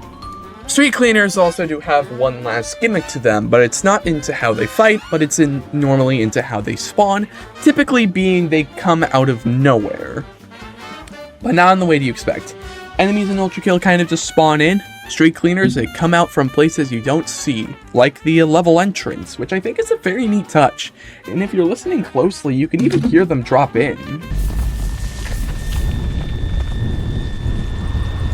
This does quickly devolve into 2 Streetcleaners coming around behind a corner, but at least at first Streetcleaners are doing pretty interesting stuff like dropping in from the ceiling, breaking walls open to ambush you, but that won't also stop Streetcleaners from also just coming in from out of nowhere like the other enemies. Overall, Streetcleaners are not too bad to deal with once you know how to properly tackle them, but they can be a nuisance if you properly don't know. And this is where I feel like 1-2 kind of falls apart. It's music.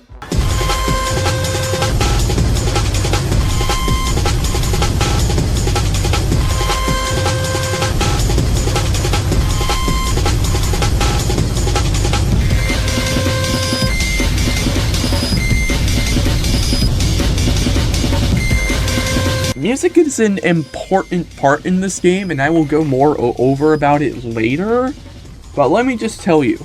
A complete and utter destruction of the senses is an accurate title, but specifically for my hearing. I do not like the sound of pork being scraped against the plate, the song, and it makes playing the second half of this level really irritating. And also the first part just sounds like tinnitus. But there is one saving grace to this level being a hidden encounter. Right before the final encounter room, take a right into this one room that normally has a secret in it. There's a hole in the wall. Drop into the hole and break the cracked wall to enter the dungeon.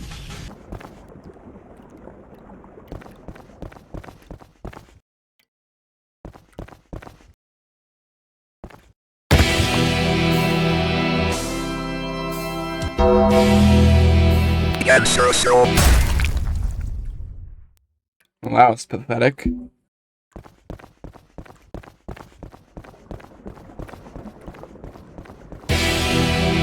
The cancerous rodents are references to Civi11, a YouTuber who covered Ultrakill back in its early days, and as a thank you, had this nod to them get put into Ultrakill.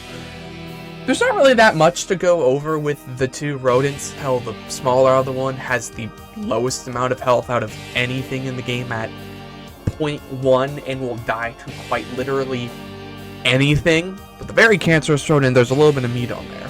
It's the first instance in the game that the player can encounter homing hell orbs, where they will home on to the player's current position and get faster as they travel. However, they don't really get that much of a use here because very cancerous rodent may be a bit bigger, but it still dies in like 10 seconds because, oh boy, is it not really meant to be taken seriously. And once the very cancerous rodent has been defeated, it will lead to another well, this is becoming a theme. Well, I already got the one in the previous level, so I'm just gonna have to keep my eyes out in 1-3. 1-2 dropped the ball, in my opinion. And fortunately, the rest of Limbo is here to pick that ball and absolutely dunk it, because 1-3 and 1-4 are some of the best levels in the game. They're both like high A tier, but that's still pretty good. 1-3 continues to evolve the skull mechanic in a way that you don't think. Multi-skull doors. Instead of presenting you with two doors which require both skulls in order to progress, Ultrakill instead presents you with a door that can be opened with either the blue or red skull, giving the player an actual choice on how to play the level, the blue skull path or the red skull path. The blue skull path is more based on exploration in windier rooms rather than dedicated enemy combats. There'll still be enemies, but they just won't lock you in a room that much. And fun fact, the blue skull path also has two different ways that you can go about it, and the enemy spawns change depending on how you enter the room. One path is still more intended than the other, but this choice upon your choice is nice. And the red skull path is more dedicated on enemy arenas than exploration, with it only featuring a couple full rooms that are all enemy combats. And this is even where a player would naturally find the Cerberus again for the first time. You have a minigun though, and there's only one, so you don't need to worry about him too much. You could just go after one skull to open up the door. However, if you go for both, you'll be given something extra, a new path. One of the stained glass windows will open up behind you upon placing both skulls on the pedestal, which leads to... Oh, come on guys, this is lazy. A dual encounter with Swordsmachine, Agony, and Tundra. As a reference to take a guess, Agony and Tundra take the Swordsmachine and give it different traits, with Agony, the red one, being a permanently enraged Swordsmachine, with Tundra, the blue one, being a regular Swordsmachine with access to Phase 2's moves. Both can't be enraged and both only have one phase. There is one thing that Agony and Tundra do have, and that's a sort of we die together mechanic. You need to kill both of them in a very short time frame, or else one that you knocked down will heal to the amount of health that their partner has. Get both down to no health and you'll finally be able to kill them and gain access to another button. Where am I going with this? Well, this is a dead end, so we have to go through the path that the skull doors open now. And that leads us up against...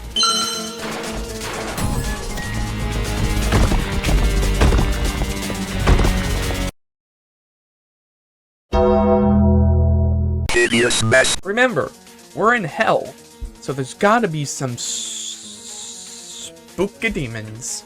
And the Hideous Mass is the first of these spooky demons that we are coming across. The Hideous Mass is a greater demon, which means that it's more stronger than the likes of which that we have seen with the Cerberus and the Malicious Face.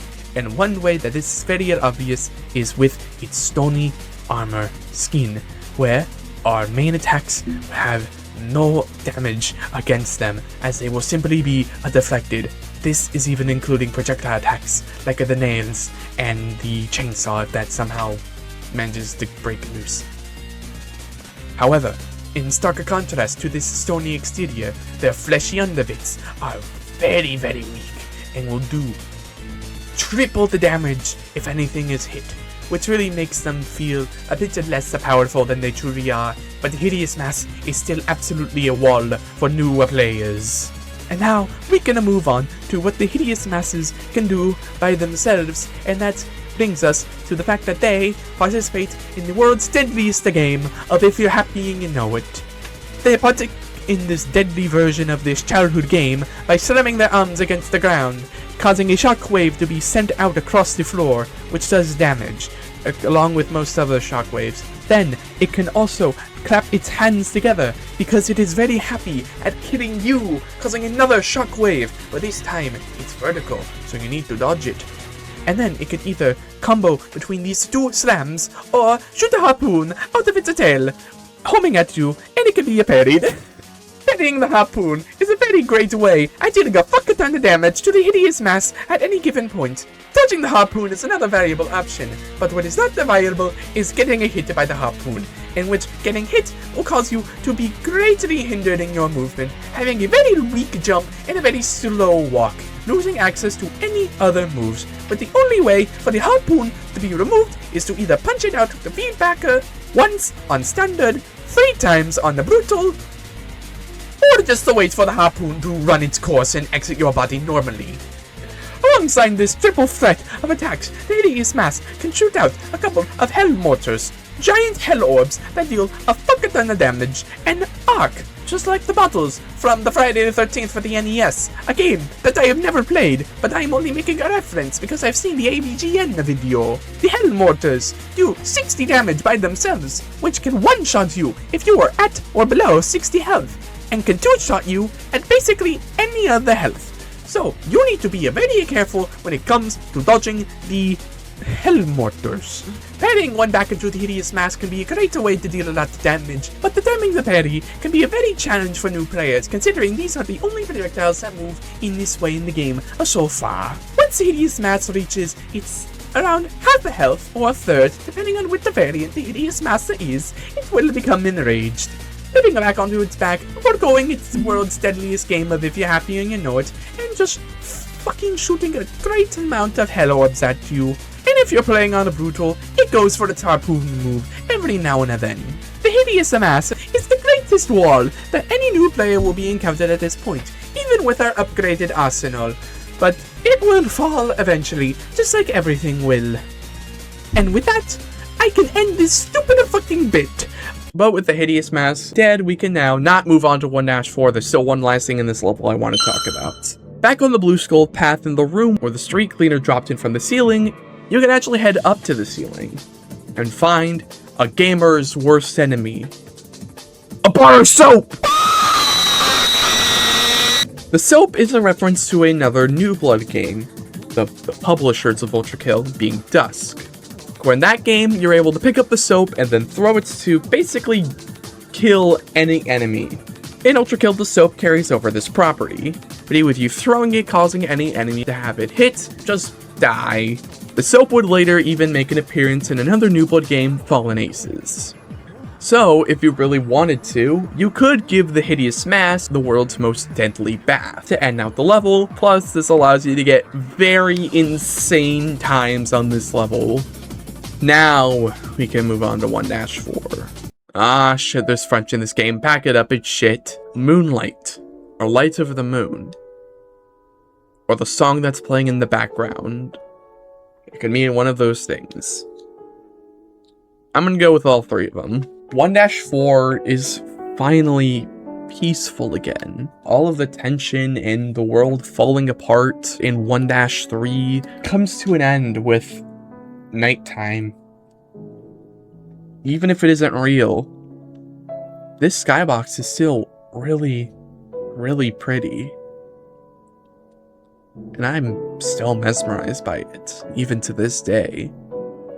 1-4 takes the form in some sort of church, and thinking about it, that's been kind of a very consistent theme with the indoor sections of this layer being all churchy. I guess that's one way to torture atheists. In one last test of the skull mechanic, the game tasks you with finding 3 blue skulls to open up the boss door. Ooh, what's in here? A book. Punch to read. This isn't working! You can pick up books to read them, and this book talks about a figure named Gabriel. Well, guessing by the stained glass window, that would be Gabriel. Okay, so who is Gabriel? I think it's fairly obvious by now that Ultrakill is taking a lot of inspiration from Christian mythology with a bit of Greek sprinkled in. And Gabriel comes from Christian mythology, in which he's one of God's archangels, mainly being the message man, like the mailman from Twilight Princess. But guessing on this stained glass window, I guess Gabriel is delivering more than just messages here. Forgive me. Oh, you're missing a head. Here. God damn it, Bobby, when did I tell you about sending me to hell? And head back over to this one room over here. Oh, so that's what the buttons are for. Is this gonna be like to some sort of secret exit? I wonder what it is.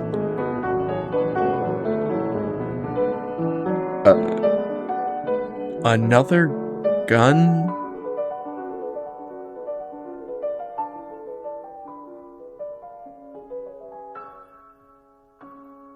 Alternates? Oh. Ultrakill has alternate variations for certain weapon types, and this is the alternate for the revolver. Compared to the regular variations of the weapons, which are just handed to you on a silver platter for just progressing, the alternates you need to go out of your way to find, and all of those buttons in the previous levels were how you get this, being the revolver. Or as some people call it, the slap pistol, but I'm going to stick with the revolver. Trading out a weak pistol shot that you don't need to reload, the revolver gives you a high damage shot that has some reload time in between shots. This singular shot is enough to one-shot strays and drones, and now an enemy we haven't even gotten to yet, which has even more health than them. And the same property applies to the charge shot, with it dealing even more damage now. When you unlock the alternate of a weapon, it unlocks the alternate for all variations. So you're allowed to mix and match to your heart's content. And you're not locked to having only the alternate or only the standard. You can have a mix between the two, which allows for... There are a couple differences between the standard pistols and the alternate pistols, and I will go over them really quickly right now. They behave differently with coins. Instead of having a split shot, if you shoot at the right time, they instead have a piercing shot, which doesn't really make them ideal for dealing with crowds, but with one singular enemy, 4 coins into a charge shot, that's one hell of an attack. And for the sharpshooter, you have only 1 charge of the ricochet shot instead of 3, but for the trade-off, it has a much faster wind-up time.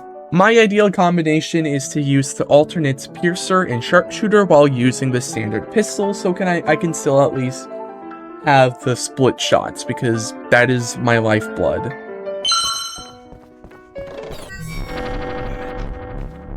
What was that? They look like me, but red. With all 3 skulls collected, we are finally able to enter the boss arena. I wonder who will the boss be? It's probably going to be that red thing we saw.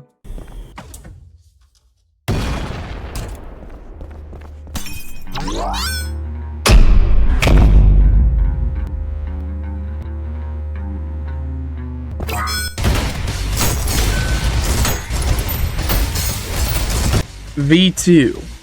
Very creative name. V2 basically acts as a sort of Dark Link, or other character that has access to all of our tools, as they're able to do everything that we can. Okay, not exactly everything. V2 only has 4 attacks, a standard pistol shot and shotgun shot, and their alt fires, all of which, except for the core eject shot, can be parried. So, that's a pretty simple boss?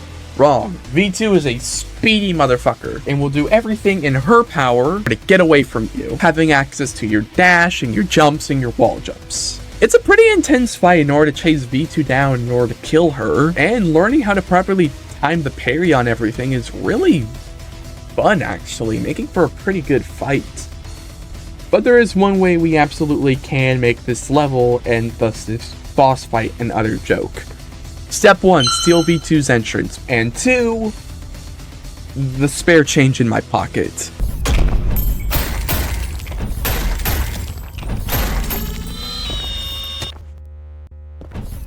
Most bosses during their introduction are immune to damage, with only a couple of exceptions. And V2 kind of falls into this camp, but specifically only for coins. V2 can only be damaged by ricochets and coin punches during their boss intro. V2 can only take damage via coin punches. Ricochets will still hit V2 and give you style, but not actually damage her. So, I hope you're good at coin punching, which allows you to kind of just wail on them until she dies, making this level, and thus this boss, an utter joke. But it allows players to gain incredibly fast times, which I think is funny to do on a boss level. When you deplete all of V2's health in an attempt to preserve her life, they will flee, and in doing so, they will accidentally drop their arm. So obviously we steal it. The Knuckleblaster. The Knuckleblaster is an alternate arm to the Feedbacker, trading out a fast, weak hit for a slower, more powerful punch. That also has an explosion that cocks like a shotgun? Like, seriously, what the fuck? This punch is incredibly strong, basically having the same properties of the alternate Revolver's Space Shot. A strong hit that allows you to break rubble and glass, no sweat, and the explosion is great for dealing with crowd controlling. Another thing about the Knuckleblaster is that if somebody gets hit with it, and they survive, the Knuckleblaster has just absolutely insane knockback.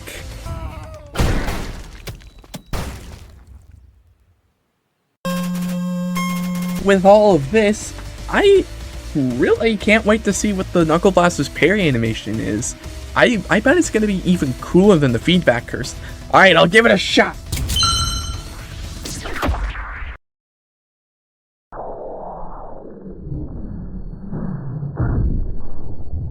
The Feedbacker is the parrying arm.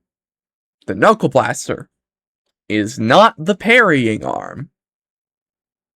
The Knuckleblaster can't parry. This rightfully causes people to think that the Knuckleblaster is not really worth it, considering how much of Ultrakill revolves around parrying, given it's like one of the skills you need to learn in order to get good at this game. The Knuckleblaster, I feel like, is absolutely slept on by newer players. And once people realize that, hey, wait a minute, this Knuckleblaster thing is actually really good, it gets proper use from more pro players for certain purposes. I really like how the explosion can just allow a group of filth to just disappear like nothing happened. Or how if you punched a drone with it, they'll just be sent flying in the other direction. That's pretty much it with the Knuckleblaster. Swap between your arms equipped using G, or you can just find different keys to punching with different arms, which is a thing you can do that I choose to not. And with the Knuckleblaster fully covered, we can finally exit Limbo and descend down to Lust. Lust in Dante's Inferno is a windy wasteland. Those who let the winds of love carry them through their life are now forced to endure high-speed winds in the Lust lair. That's pretty much it. I wonder how Akita's gonna try to transfer this into Ultrakill.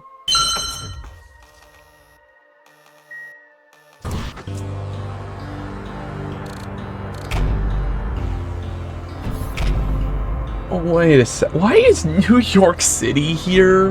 Lust in Ultrakill is a vast, sprawling city, which does work for the idea of Lust, of having like a bunch of people be in a scenario where they're meant to socially interact, but they can't. But this is not exactly what Ultrakill is going for, as we shall see very soon. But 2-1 is oddly a platforming-based level, with the start and end being vertical ascents, which is fine for any other game, but Ultrakill's controls are a bit, I would say, too speedy for a precise platforming segment, which you can make it work. It's just, it's going to be very, very hard in order to make that work. And I feel like 2-1 tries and barely succeeds in making it work. This is where a new gimmick that gets introduced and is just not explained at all, being bounce pads, where they do what you expect, they launch you up, and there are sloped ones, and they use them a lot in this level. It's not really anything too special to go over with 2-1, so we're just gonna move on to 2-2. Alright, 2-2, now this level's got some meat on it, and we already get to start off with an enemy.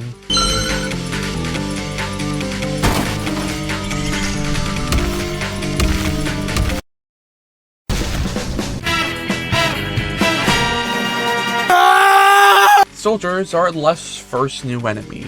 Soldiers are husks. They don't really look like husks, vastly straying away from the whole color scheme thing of husks that I talked about earlier. But they're husks because they are modified strays by hell, I guess.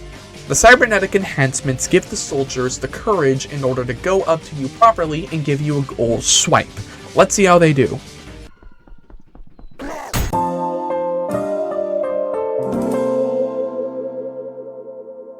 They do not lose their ability to shoot projectiles. In fact, they keep that ability, but it gets amplified with them shooting 4 smaller Hellords in a triangle-esque pattern, and on higher difficulties, shooting 6 Hellords. Since I'm on the topic of harder difficulties, on Brutal specifically, soldiers learn how to do a roll, and this is more of a way for them to surprise you since they roll before they shoot, making it less predictable where they're going to be when they shoot their Hellords. However, this roll is very, very buggy, and if the roll happens to be on a slope, sometimes it can just gain a shit ton of vertical velocity and just get sent flying to their death. The last thing about soldiers that is not really explained until later is that soldiers are immune to explosions, like Maurice's. However, unlike Maurice's, where they're just permanently immune to explosions, soldiers are not immune when mid-air, so if you can knock a soldier into mid-air and then hit him with an explosion, you're going to be able to kill him. This is also the enemy I was talking about during the alternate pistols segment. The alternates can one-shot soldiers. Overall, soldiers are a nice way to sprinkle in a bit more difficulty. You get a little bit more health, a little bit more unpredictability, and it comes into an enemy that is not too hard to deal with. As for 2-2 itself, 2-2 is the most unlinear level in the game. Allow me to explain. 2-2 is broken into 3 segments. I'm just going to be completely ignoring the middle one since that one's very linear. But the first and last one use the same gimmick. That being, a door is locked through 3 electrical panels, and you need to find all 3 and break them to progress. And this means you can do this part any way you want, as long as it ends up with all 3 of these panels being broken. And this especially works well with what this level introduced, being circular checkpoints. Checkpoints that respawn and save your progress over a course of time, especially if you're going from one area to grab something and then come back, you can get a checkpoint so you don't need to do the whole thing again. And then ultimately, it's a really neat quality of life feature that Ultrakill introduces here. And you will see this later. I'm not going to go too in-depth on where each of the panels are, so just play the level yourself. In fact, go buy Ultrakill. Buy Ultrakill. Buy and play Ultrakill to get your own thoughts and feelings on this game. Do not parrot my own. If I catch you doing that, I'm going to play your tongue like a flute. I don't know what that exactly means, but I'm warning you, buddy. You remember how I said I was going to ignore the middle half of this level? Yeah, I still am, but towards the end of it, we are given... Is that a rail... Is that a railgun?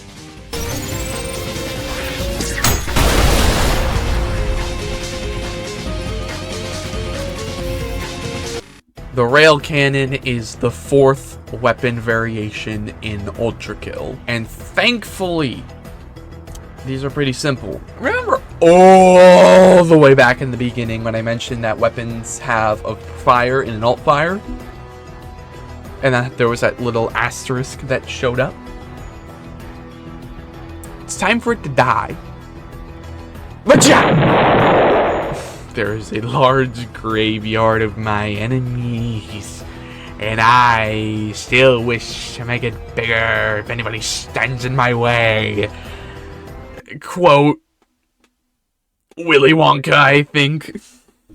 The Railcannons do not have alt fires. Instead, using your right click will instead zoom in so you can get a more accurate shot. So what do the primary fires do? A lot of fucking damage. The electric rail cannon is the most simple, firing off a strong bolt of electricity that infinitely pierces enemies. By itself, it does a lot of damage. You need a good burst damage option in order to finish off an enemy? Rail cannon. You need to start off an enemy thing? Rail cannon. You need to, I don't know, hit a bunch of enemies underwater? Because, yeah, if you electrocute enemies underwater, the electricity spreads infinitely because water is conductive. Electric rail cannon. The downside for the rail cannons is that for each of the variants, they share the same charge. You're only able to fire once before this needs to recharge. But the charge only takes about 17 seconds, which, on paper, is fine. But 17 seconds in Ultrakill is a long-ass period of time. So you are going to feel the time slowly ticking by as you're waiting for it to fully charge. And then you need to make the decision on which one do you fire. Especially because, for some reason, the electric rail cannon and the red variant interact with coins. You ever thought coins did not have enough combo potential? We're not done yet! And even after this, we're still not done! They behave... well, there's no split shot or piercing shot since the rail cannon just does that automatically. And so because of this, with the right setup, you can just flat out insta-kill Cerberus. With like, toss a coin behind, toss a coin in front, pew! Dring, dring, dead. This is fucking stupid. And you know what? We're gonna cover these out of order. We're doing the red variant next, because fuck you. The Malicious Rail Cannon is the same as the Electric Rail Cannon, just minus the electricity things. So what does it fire instead? A Malicious Faces charge shot, i.e. a strong-ass explosion. This is good for crowd control by itself. Not great for dealing damage to a singular enemy, but crowd control, that's this weapon's strong suit. And do you remember something I said during the core eject shotgun segment like an hour ago now? Yeah, all the pieces are coming together. This puzzle is being fully built apart.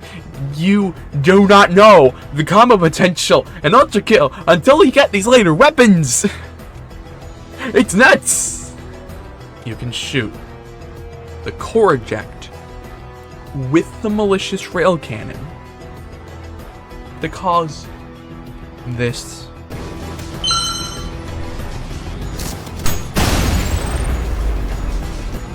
Have you ever wished an entire room of enemies just disappeared? Do you ever want to go through an enemy encounter in like 3 seconds? This is a core nuke, and it is the best way at dealing crowd control the entire game, period. There's some that come close, but this one beats them all out. It's a little bit harder to set up, given that you need to first charge the core eject, fire it, then shoot the malicious rail cannon at the core eject, which can be difficult. But if you can start hitting these consistently, you're a menace. Anything that has less than like 10 health, beware. You're fucking dead. And the best part is, core nuking is not purely an offensive move. It's a mobility one too. This is malicious core boosting. Speed, I guess. One thing I did not mention about 2-1, we are going to cycle back to it, is that it's the first level that has an open skybox and mainly takes place outside. In levels like 2-1, in which there's only like 4 more in the entire game so far, are my favorite ones to speedrun because of how quickly you can just beat them. Just how fast. Look at your fucking friends list if you have any that play Ultrakill. They probably know about this shit. You're gonna see times in like 10 seconds, 20, 30, depending on the level. Sometimes like 9 or 8. It all just depends on the level. And it is so stupidly easy to do. It's literally just the same as a core nuke, except you don't charge the core eject and you just have it fall right in front of you. The fact is, this also gets easier with a weapon that gets introduced in Act 3. So I'll talk about that in like a year. Oh god. That's pretty much it to the malicious rail cannon.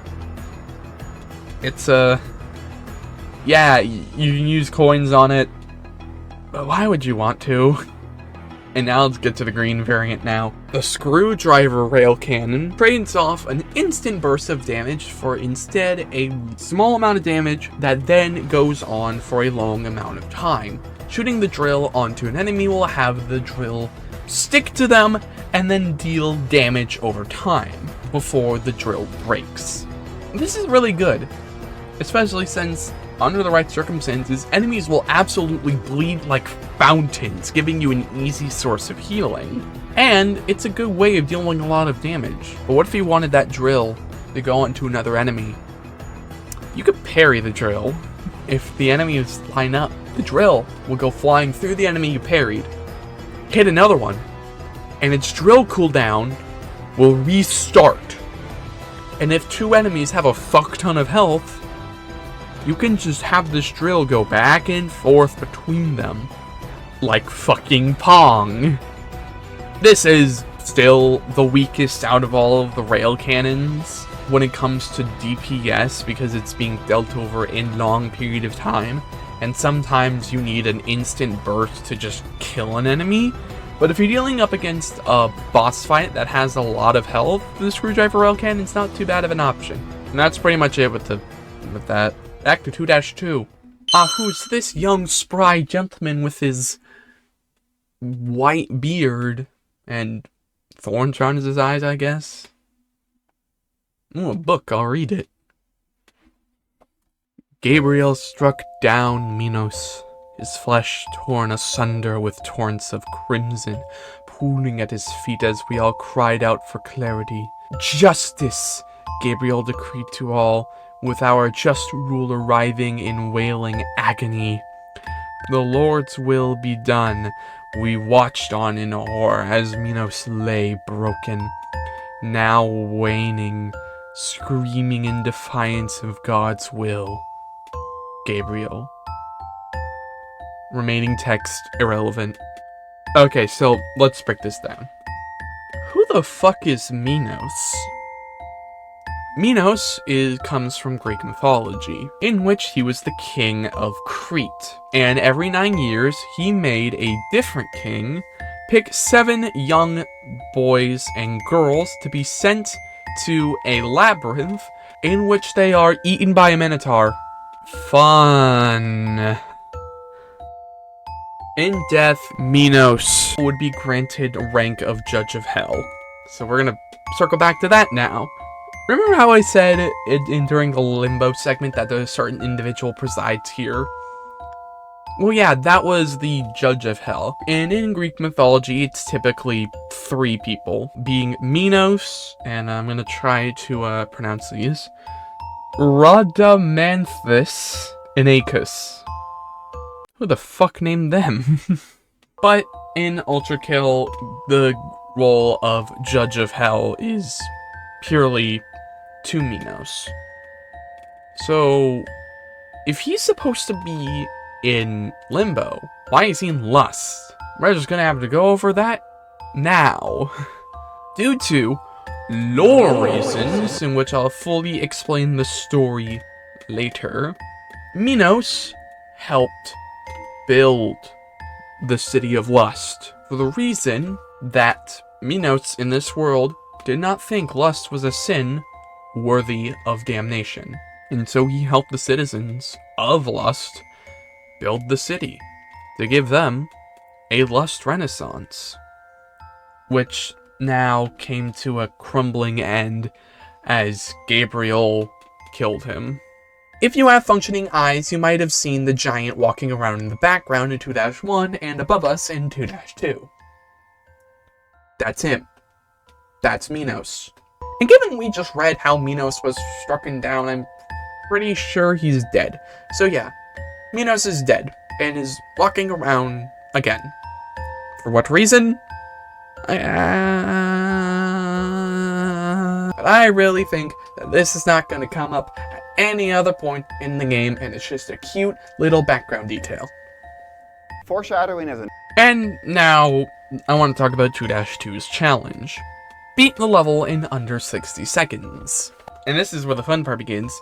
Because of how unlinear this level is, it is very, very fast to speedrun. Especially because there's not like a linear thing where it's like, oh, you need to go down this series of events, get a skull to get to this electric panel. No, they're just out there. And if you know a proper path, speedrunning this level is really fun, and it's a great test on your abilities to properly maneuver in this game, and how to get around enemies without fighting them. My best time currently sits at about 36 seconds, but I absolutely am sure that this number will go down in the future. Hell, even after I record this, it may go down. My best time in 2-2 is now about 28 seconds. Get on my level. But with that, we now must move on to 2-3. 2-3 is the return of skulls, as we appear to be in some sort of water plant of sorts. There's nothing really too interesting to this level at first. The crushers from Prelude come back again for no real reason, and the level is just fine. But then, around the end, they throw this at us.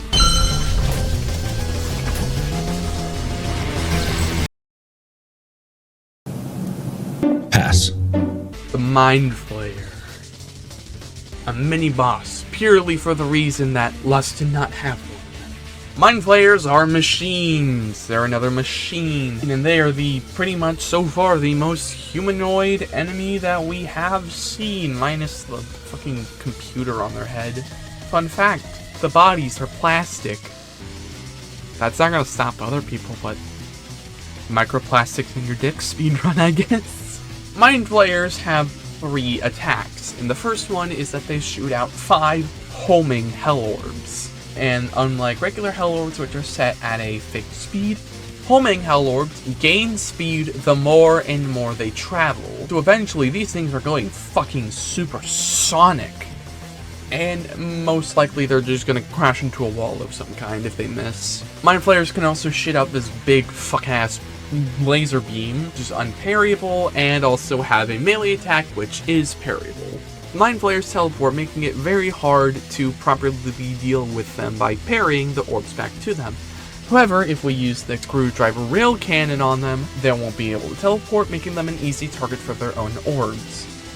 On higher difficulties, Mindflayers will become enraged upon reaching half health, and that's pretty much it with Mindflayers. There's nothing really too special with them. When they die, they explode, and if you hit them with the Knuckleblaster, they'll go flying. Plus, also, there's a really rare chance for one to have a male appearance compared to the typical one, which has a female appearance.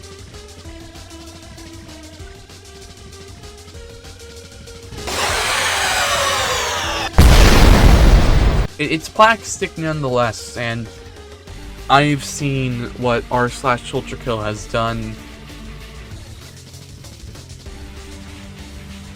And that's low. You find another Mindflayer. That's pretty much it. 2-4 time. We're underground, we're in the tunnel. Tram, you can ride it. Whee! This is slow. You can make it go faster. 2-4 has us in what appears to be a subway line, as I don't really know why we're here. But, we might as well progress. Put the blue skull on the pedestal, wait for the big fuck-ass door to open, and...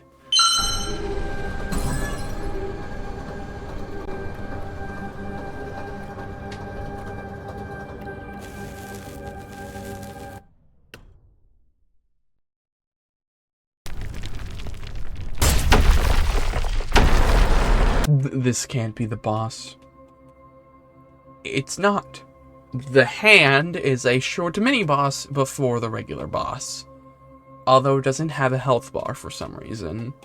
The hand is very simple. It'll do a slam against either wall or the ground, sending out a shockwave.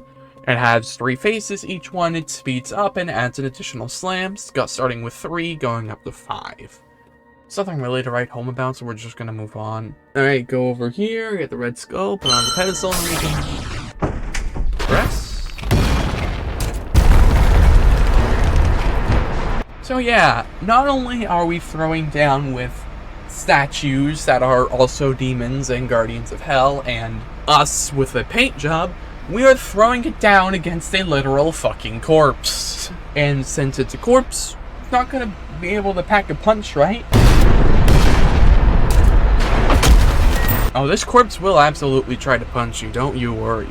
The corpse of King Minos has 3 attacks. A punch or a palm strike going horizontal, an arm slam going downwards, and summoning a black hole. Black holes home onto the player, and if you touch them, they put you down to really low health and give you a fuck ton of hard damage, so you do not want to get touched by this thing. Getting the corpse down to half health will have these 2 parasite things shoot out from his eyes, and they'll start shooting out giant hell orbs and giant homing hell orbs every now and then. Take the corpse down, we can ride through the elevator to reach Gluttony, but I'm not done talking about this boss. Challenge? There is no way. There is absolutely no fucking way that this is possible. There is no fucking way that you would be able to punch this guy's fist, which by itself is like 50 times bigger than us. Well, gotta give it a shot.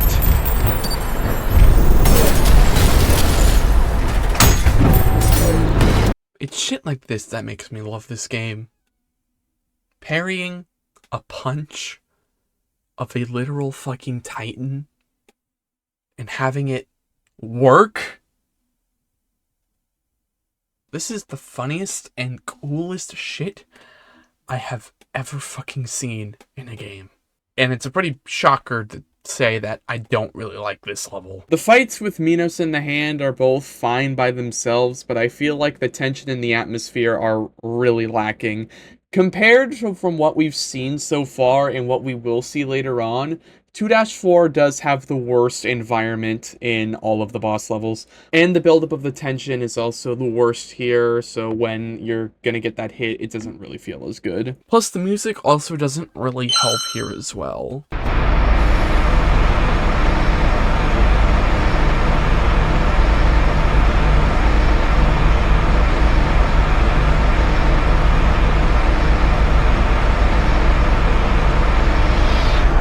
This, alongside a complete and utter destruction of the senses, are like the only songs out of the entire soundtrack of Ultrakill that I like to skip, because both of them just don't really do it for me. But that means every other song has to be really fucking good.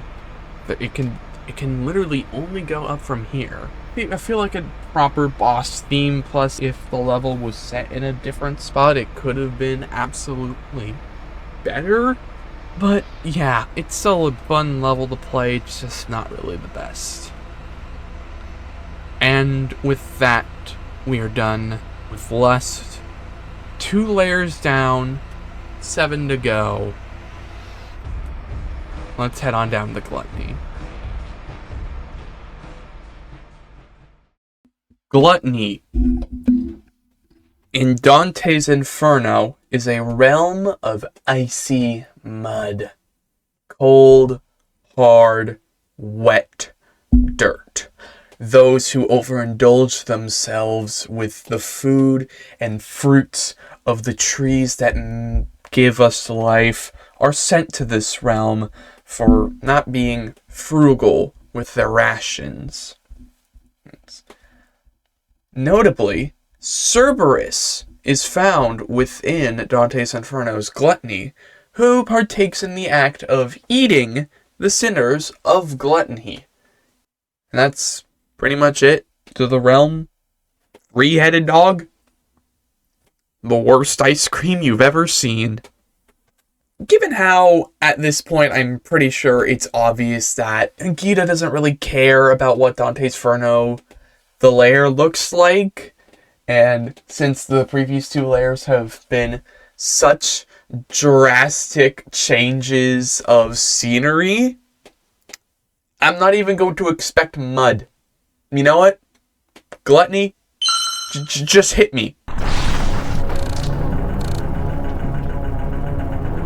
I'm sorry, did I just walk into Jabu Jabu's belly? Ultrakill's Gluttony takes Gluttony into a more account when discussing the lair by theming the entire environment off of the insides of the human body. The doors are literally mouths that open when you walk close to them. The freaking material that basically the entirety of the walkable surface on this lair is made of is flesh, and it's moving. Eyes watch you as you continue throughout this layer, and as we descend further, stomach acid is used as an obstacle, along with different types of bones being used as either decoration or bridges. And I love it. This is an incredible theming of a layer themed around Gluttony. You overindulged yourself. Tough shit. You are in the body now. There's even a nice little nod to Cerberus being in this layer, with a required encounter being 3 Cerberus. That's cute. But there is one thing I do want to get to in this level specifically as a part of, well, the thing that every level has. At the start of each level, you'll notice that there's a little sing of text that shows up and says what level you're in, and the name of that level. 90% of the time it's a reference to a song. But generally, it's not the bottom part I want to focus on, but the top.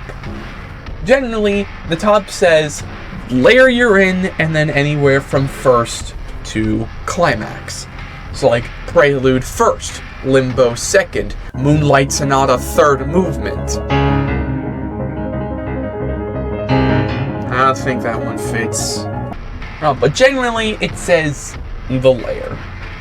But in this level specifically, Gluttony is mentioned, but instead of it being first, It said Act 1 Crescendo. Crescendo's definition is a steady increase in force or intensity, or the climactic point or moment in such an increase, semicolon, peak. And this is important to say that Gluttony, compared to the other layers, only has 2 levels.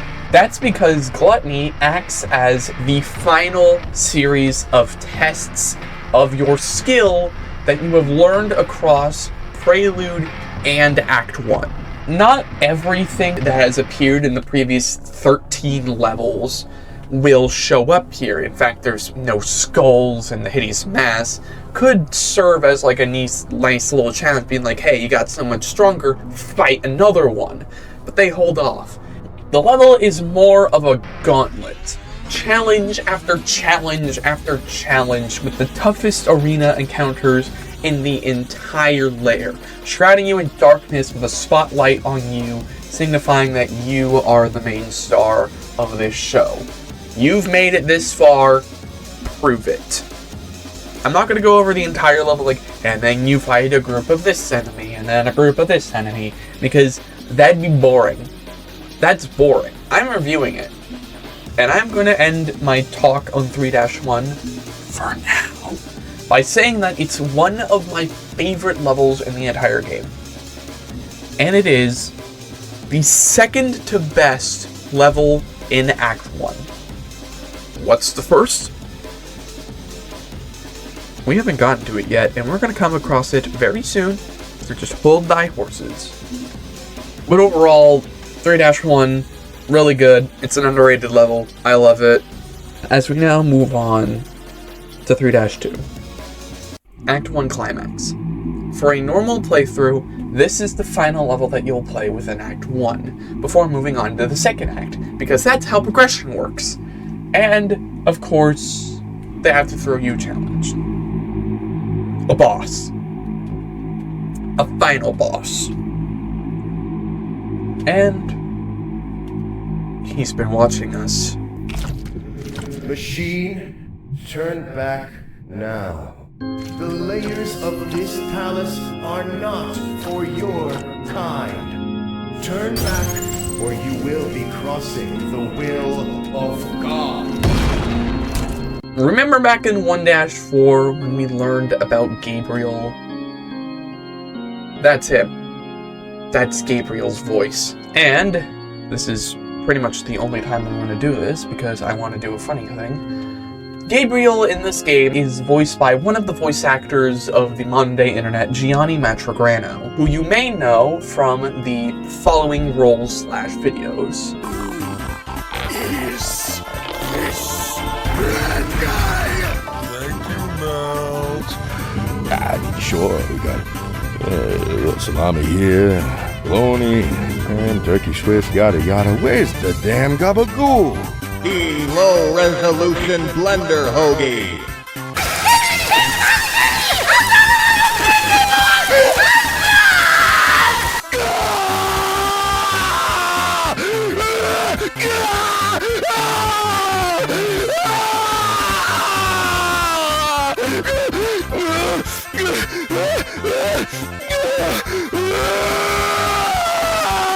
Hey Luigi, Mario's dead. I ate your brother for gains. His ass tasted like mushroom. Well, putting that aside, Gabriel tells us to leave hell or he will kill us, because hell is for sinners, and robots are not sinners, because they are not people. We just carry on through a short platforming gauntlet, and Gabriel basically then just chimes in and says, okay buddy, time to die.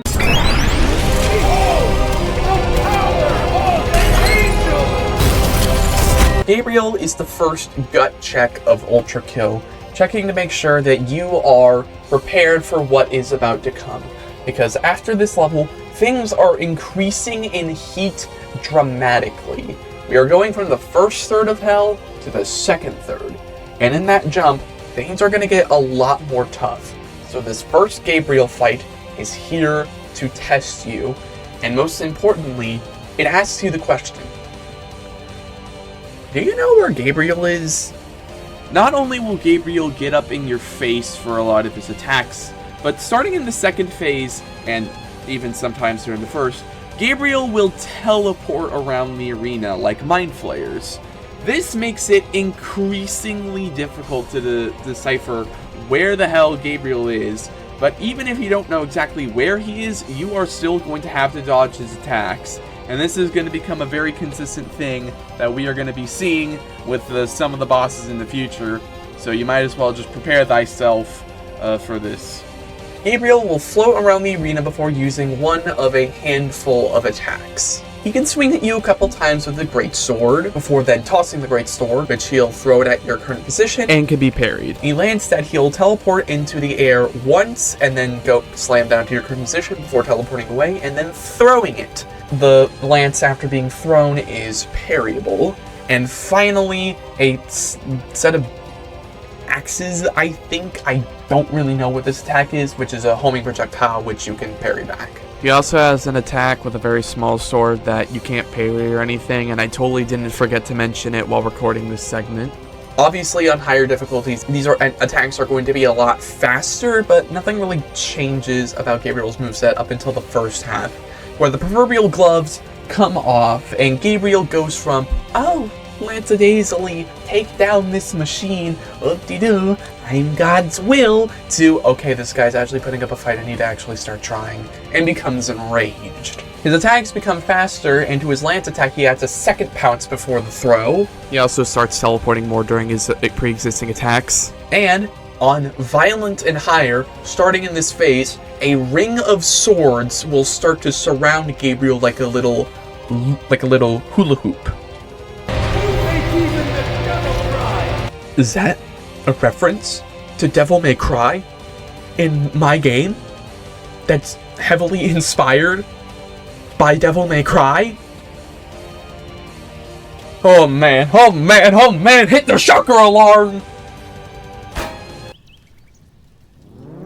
I think I pressed the wrong button.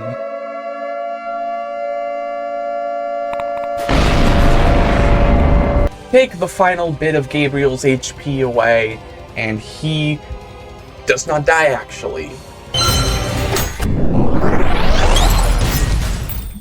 What? How can this be? Bested by this thing? You insignificant fuck! This is not over! May your woes be many, and your days few. Whoa, Gabriel. The game's fanbase is mostly children. You can't say that. Gabriel teleports away, opening up the level's exit. Dropping into it ends the first act. But before we can move on, it's time for a little bit of story. Disgrace. Humiliation. Unseemingly and unwelcome at the feet of the council, their eyes ablaze with bitter resentment, glaring through Gabriel's wounds of body and soul, bore outward for all to see. Has this one abandoned the way of our Creator? It is unworthy of its holy light. The Father's light is indomitable. This one seems fit to squander it. Their words resonated in Gabriel's limbs, coursing through as lightning upon a wire, a seeming hiss that would strike lessers deaf and blind. The holy light within him, an unstoppable force of divine fury, insurmountable for mere objects. This, he knew. Holy Council, my devotion to our Creator is absolute. I have never strayed from the will of the Father, but a machine. You dare imply the might of the Father could be shaken by mere objects? Impossible. Heresy. Unspeakable. Heresy. Heresy. Silence. Your treachery will not be tolerated. As punishment, the Father's light shall be severed from your body. You have 24 hours before the last of its embers die out. and you with them. Prove your loyalty. Unmake your mistakes. As the light was ripped from his being, Gabriel's screams were silenced in the hiss of gospel in praise of God, a boiling anguish to which even the fires of hell could not compare. Through the blaze of torment, a single burning hatred was forged anew. If the machines seek blood, he would give it freely. And with such fury, even metal will bleed. To be continued in Act 2, Imperfect Hatred. So we're done, right? Act 1 is done. We're moving on to Act 2. Moving on to Greed. Goodbye. See you next time. Like, subscribe, comment. No. We're not done just yet. There is a couple more things about Act 1 that I have intentionally skipped to talk about last. If you do not want to be spoiled on Ultrakill's secret levels, this is your opportunity to leave. This is your final warning for this video. We are delving into the deepest spoilers of Ultrakill's Prelude and First Act. And if you wish to go in as blind as possible, thank you for watching. If you're still here, whether you already know what's coming or don't care about spoilers, let's take this ride. If you have taken a look at the level selection screens, you may have noticed the grayed out button that says secret level that's present on every main layer. That means at some point in each layer, there has to be a secret exit that takes you to the level. Just like Super Mario World. Or New Super Mario Bros. U. Those are the only games I know that have secret exits in them that take you to secret levels. Welcome to the club, Ultrakill. Unlike the regular exits, the secret exits are going to be hidden behind little puzzles or secrets that are going to have to make you put your brain into it and actually think so you can make your way through. And eventually the secret levels will eventually have build up in previous levels to kind of tell you where it is and how to get to it. But for now, we are just on our own. And we are going to start off with Prelude secret level, which is in O-2. A quick return to the worst level in the game, in my opinion. When the Swordsmachine does their MCU-style entrance, if instead you decide to take a left instead of going straight, you'll be able to see a blue skull pedestal. That's weird. The skulls were introduced in Limbo. So, now that begs the question, where is the skull? Well, after the first main arena room, if you take a look at the floor, you'll see a little panel that's on it. And if you decide to violate TF2 code number 1 of looking up, you'll see a hole in the ceiling. Making your way up this hole will lead you to a secret room with the blue skull in it. Take the skull to the pedestal and the secret entrance will open up.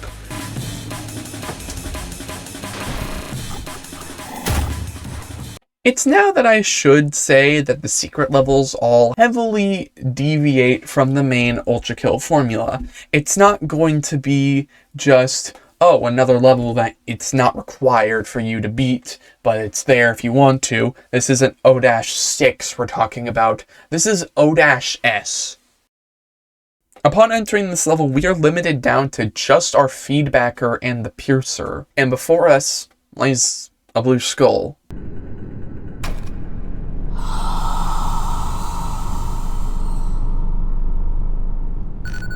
As a reference to an old movie, this message is not telling us that something wicked is coming our way, but something wicked is coming our way.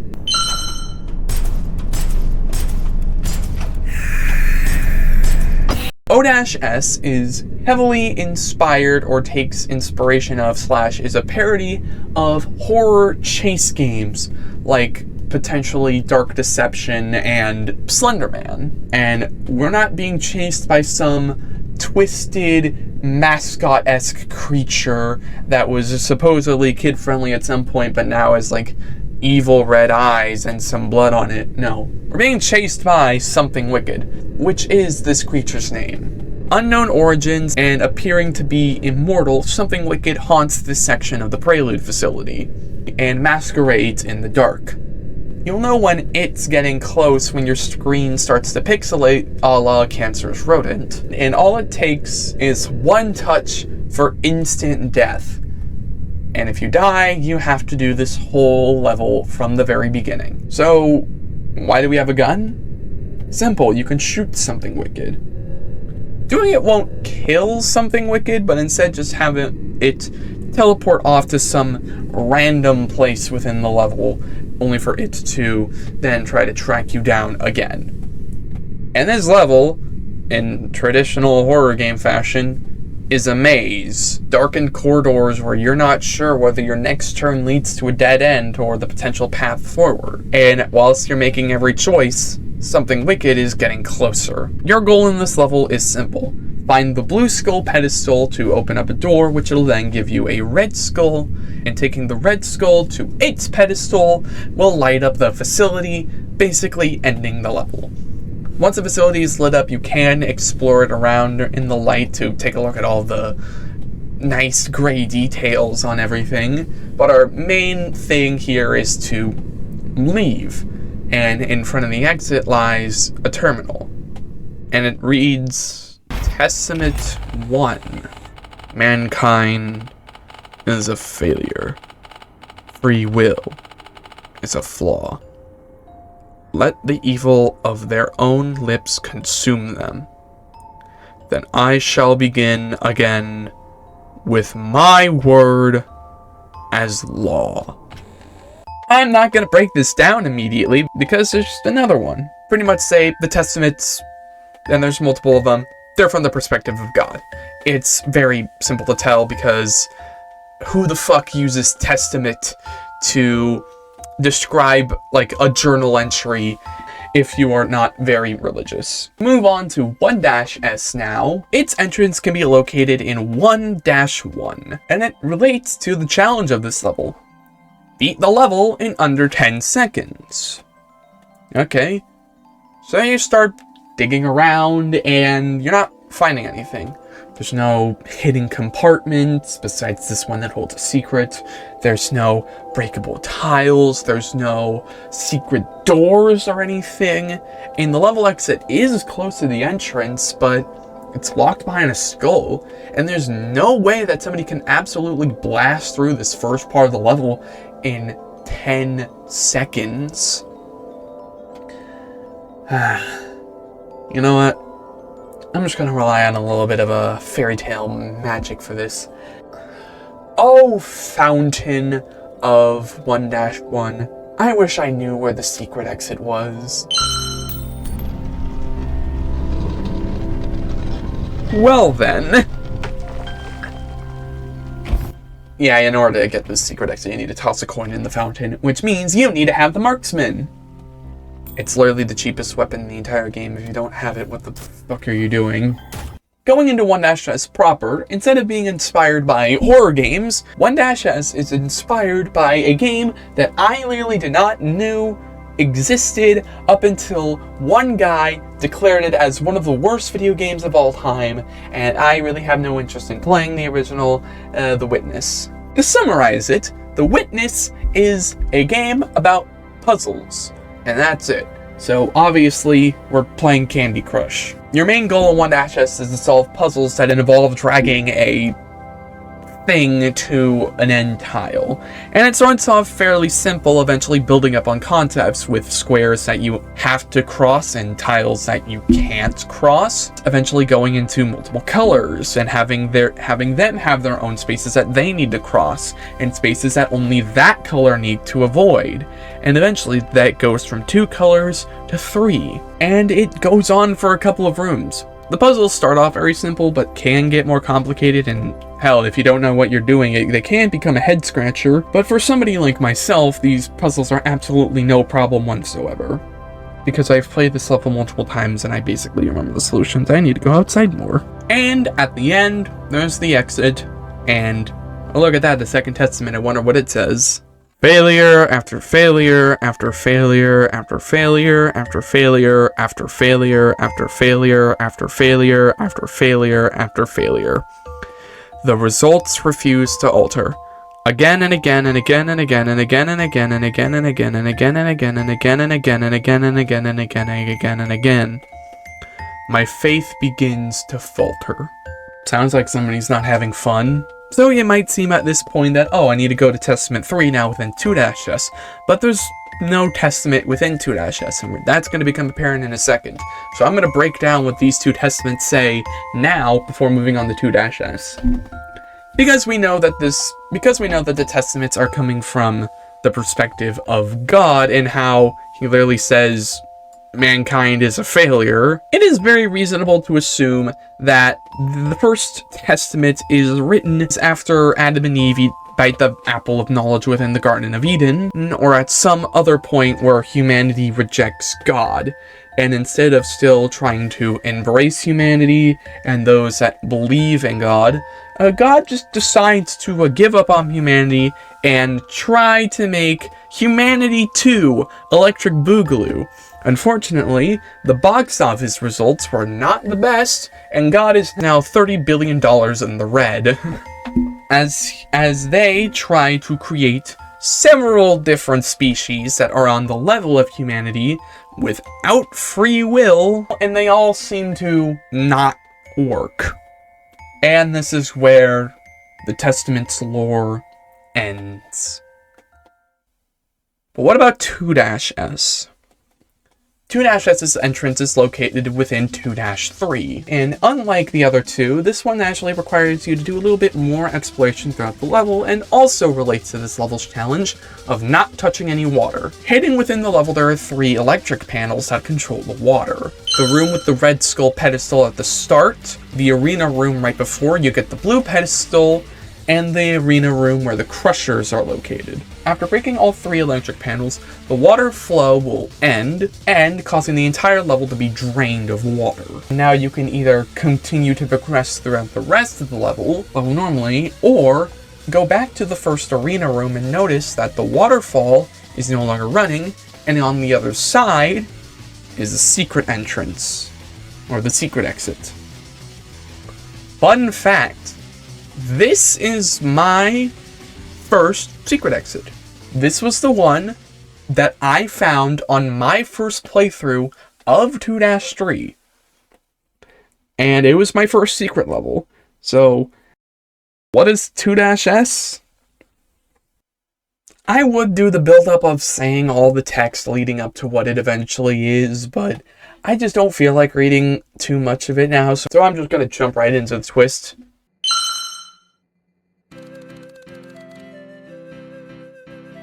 Okie dokie Literature Club! 2-S throws an immediate bait and switch at us with having this grim intro talking about the bell tolling and the gates closing and the last few making it in, all for it to suddenly be revealed that we're in Japan or some Japan-inspired country or region or whatever.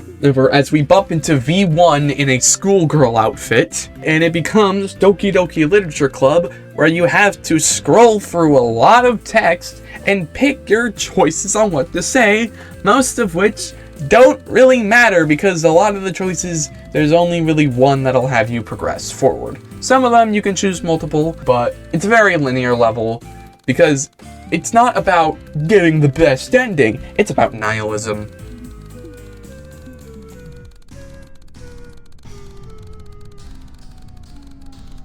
But don't worry, the turntables continue to turn as we flip nihilism on its head, turning nothing matters, so why should we do anything, to nothing matters, so do whatever you want. But that's still not an excuse to commit crimes. Unless they are justified. 2-S is also taking from Hikita's own experience with nihilism and his own struggles with his mental health. So it's nice to see that in a level, and Hikita can now look back at it and laugh at it and throw stones at its face. But as a level, it kind of falls flat on its face, because the best part about this level is showing it to people who don't know what Ultrakill is. Because the best experience with this level is always the first time you play it, as literally, when everyone finds out what the hell is happening, they just start busting out laughing, and that's the best thing. I wish I had a recording of my first time finding this level, because that would be the best thing. I know I busted out laughing as soon as I saw what the level actually was, but my god, I wish I had a recording of it. And you can buy a body pillow of V1. And Gabriel. Let's just move on. So that's all the secret levels, right? I said main layers, so with me saying main layers, that implies Gluttony, Heresy, and Treachery don't have secret levels, right? Now, what if I told you they did have secret levels? But their secret levels aren't secret levels. Well, they are, but they aren't exactly a secret mission. They are given their own level selection menu upon finding them. And the requirements to get to these secret levels are a lot more than just find the skull, make a wish, cause a power outage. It's more than that. It's more than just 3-S.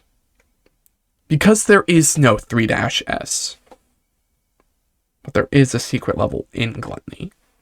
Going back to 3-1, in the Bone Bridge room, you might notice this one bridge that doesn't connect to anything and leads into the darkness.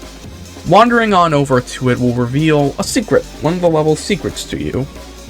But it'll also hold another door behind it.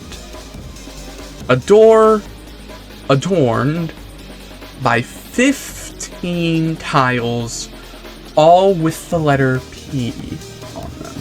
One player might, not knowing everything to this game, might see this door and think there's something you have to do within this level. And then move on with the rest of their life, never finding out the true secret. But technically they are right. There is something you have to do within 3-1. But also 3-2. Hell, even 2-2. And 0-1 as well. If you remember back to when I was talking about the game's ranking system, if you remember that you could P-rank levels, there you go. As the player gets better and better at this game and starts to P-rank the levels of Prelude and Act 1, they may find themselves back into this room and notice some of the titles are now glowing. 15 tiles, 15 levels. For this door to open up, the player must P-rank all of Prelude and Act 1. All 5 levels of Prelude, 4 of Limbo and Lust, and the 2 of Gluttony for this door to open wide. And once that is achieved, the level's secret exit opens up. It takes you, not to 3-S, hell, S isn't even a part of this level title, but it takes you to P-1.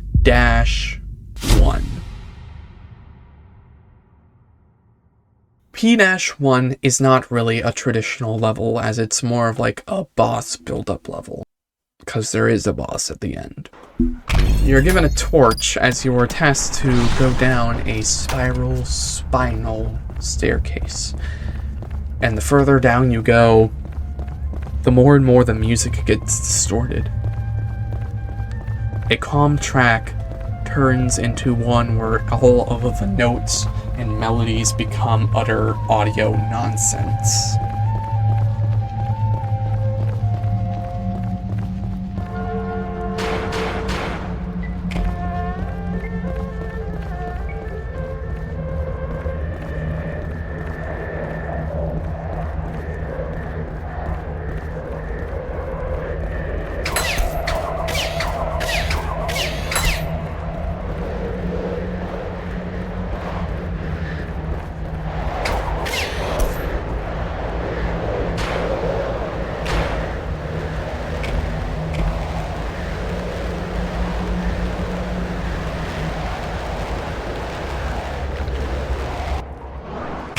Eventually, you're dropped into a room where you put the torch onto another pedestal, which opens up another door. And behind it lies your prize.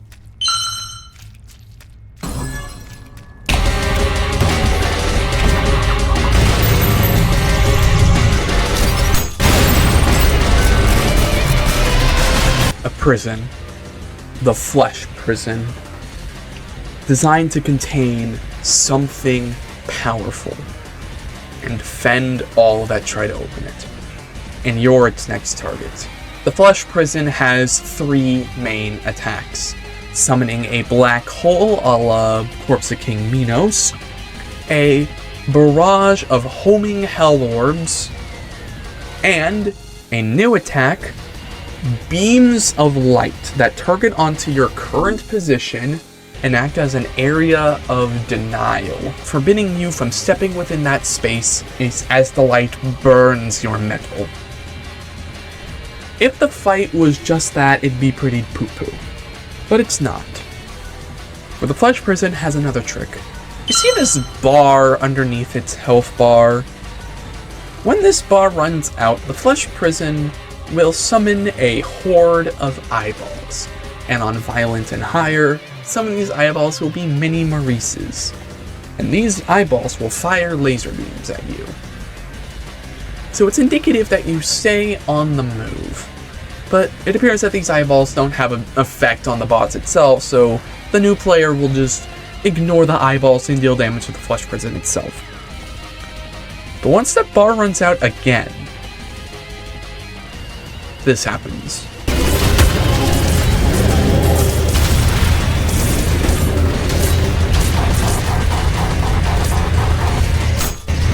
The Flesh Prison is currently the only enemy in the game that in its main level where it shows up, it can heal itself. Which means all of that hard work you dealt into dealing damage with the Flesh Prison, just poof, gone. Which means you need to take out those eyeballs. And they are speedy motherfuckers, especially on Brutal. The best way to take them out is to utilize the core nuke, which can take out a lot of them. And coins will be your best friend here, especially with split shots. The Flesh Prison will be a proverbial wall for a new player, slowly chipping down at its health as the eyes keep on respawning and healing. But eventually, you can get used to it. You can get used to the eyeballs, you can take them out, you can be efficient in it. And eventually you'll be able to deal damage to the Flesh Prison. And one last thing about Flesh Prison itself before we move on. That bar drains as you damage it. And it drains even faster while the eyes are present, further incentivizing you into clearing out the eyeballs as fast as possible. And even with all the eyeballs gone, don't think the Flesh Prison is no pushover. It has a resistance to both nails and electricity attacks. So your main sources of damage for consistent high DPS are resisted, which means you're going to have to be a bit more clever. Shotgun boosting, ultra ricocheting, hell, maybe even using the screwdriver if you have the opportunity. But eventually, the Flesh Prison will be taken down. And in my opinion, the Flesh Prison is the worst fight in the entire game, primarily due to how dependent you are on clearing out the eyeballs. But if there's one saving grace, the homing Hell Orb barrage will make things a lot easier. Just don't try to damage it while it's trying to heal. It gains a very big resistance too. Once the Flesh Prison is weakened, it'll fall. But I don't think it's over just yet. The P in P-1 does not stand for prison either. For a prison must contain something or someone to be a prison. If it's not, it's just a building. Recall the time I talked about Minos. According to the terminal, Minos was the largest husk to ever be recorded in the entirety of Hell. And if you recall, a husk size is determined on how much will a soul had and how much of an influence they had on the land of the living. So if somebody had a corpse that giant, what happened to their soul? Well, a soul at that point has enough will and influence to gain another chance at life. A third chance. With enough energy and power to form a body without needing any mass. The soul could become a prime soul. And that's what the P stands for. Prime Sanctum. And we have just freed Minos Prime.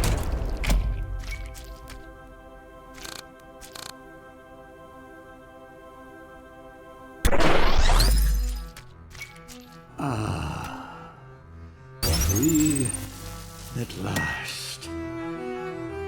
Oh, Gabriel, now dawns thy reckoning, and thy gore shall glisten before the temples of man. Creature of steel, my gratitude upon thee for my freedom. But the crimes thy kind have committed against humanity are not forgotten. And thy punishment is death.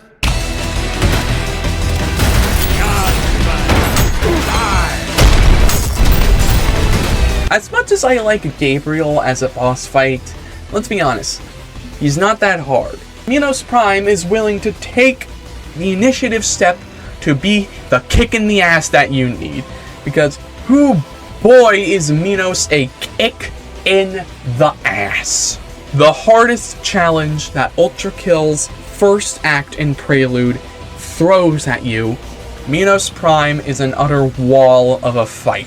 Taking the teleporting that we saw from Gabriel's fight and giving it a new extreme, along with being in your face constantly. And Minos may have not been a fighter in his lives, using words rather than his fists.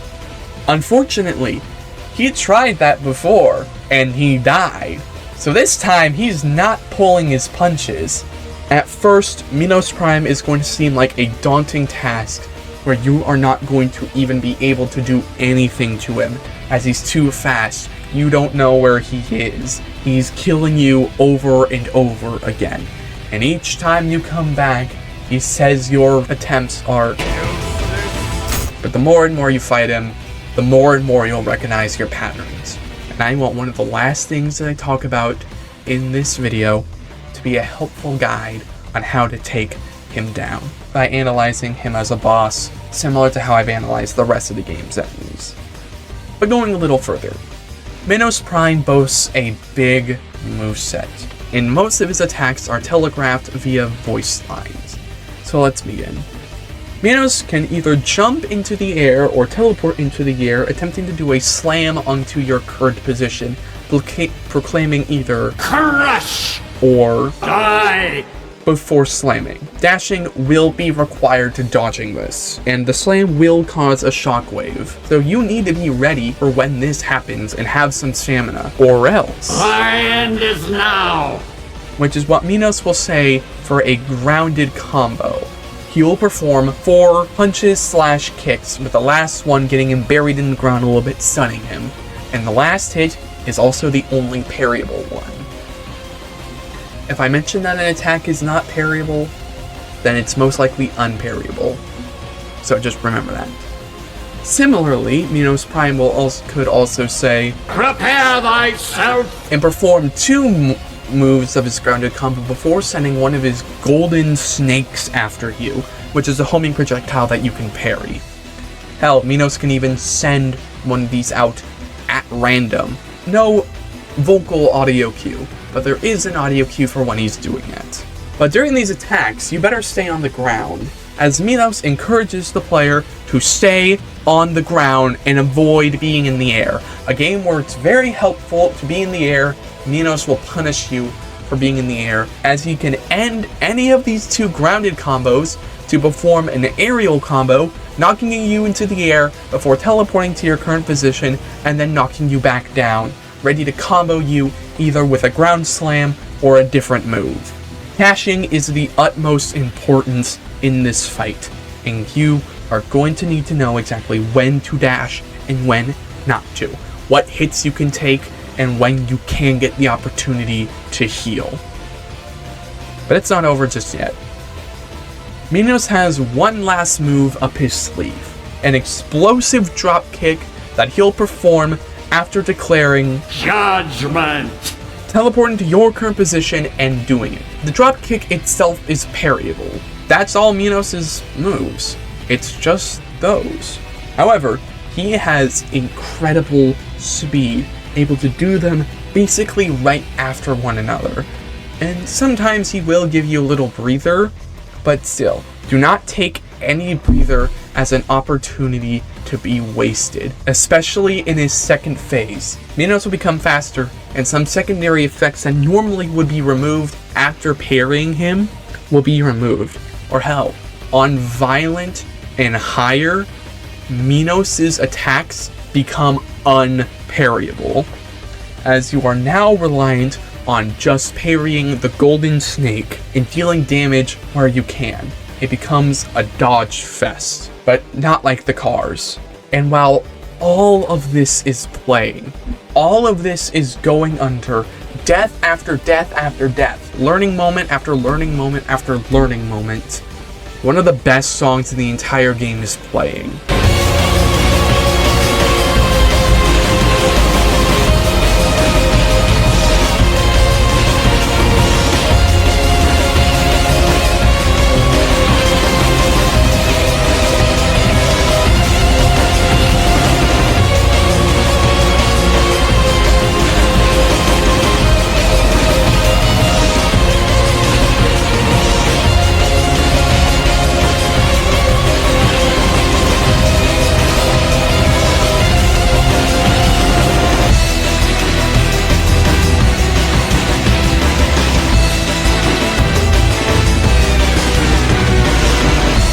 I will talk more about the soundtrack in a tiny moment, but I just want to say this real quick before I do that.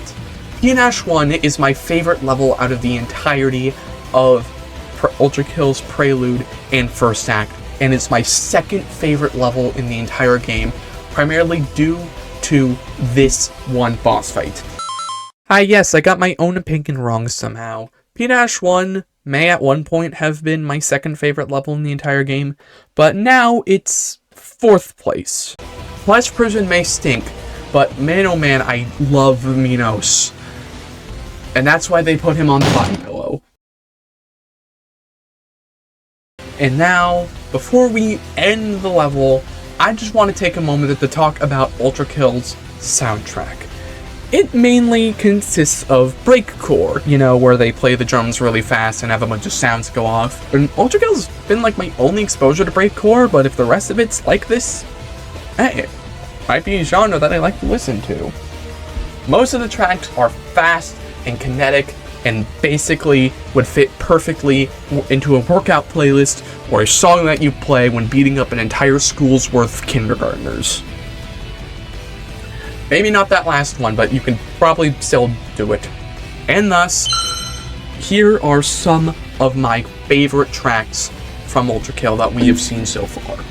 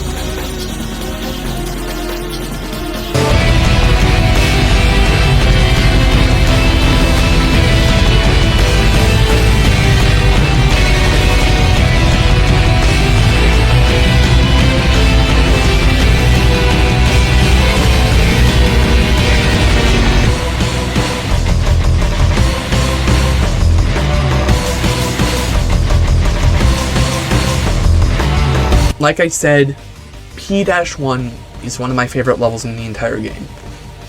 And it would be if it wasn't for something that we are going to be talking about way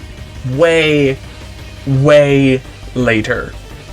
And not even in this part, because this is the last level I'm talking about. Not even in part 2. Nothing in Act 2 surpasses this. There is exactly one level in Act 2 that manages to be of higher quality in P1, in my opinion.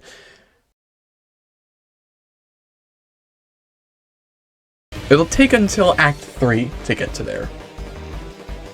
So with that said, let's finish this. Take down the last health from Minos Prime, and you've finished this gauntlet.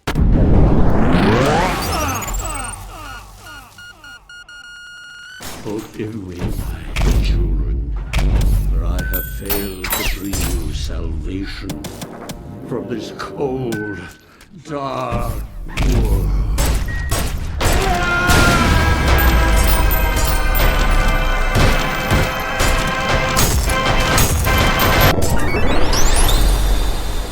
I may have been lucky to finish P1 in only a matter of 16 attempts on my first go at it, but others are not so lucky.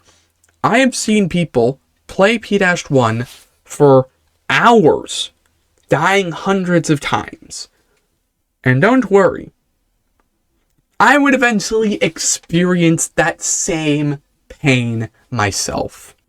The exit shows up, and we get a lore dump.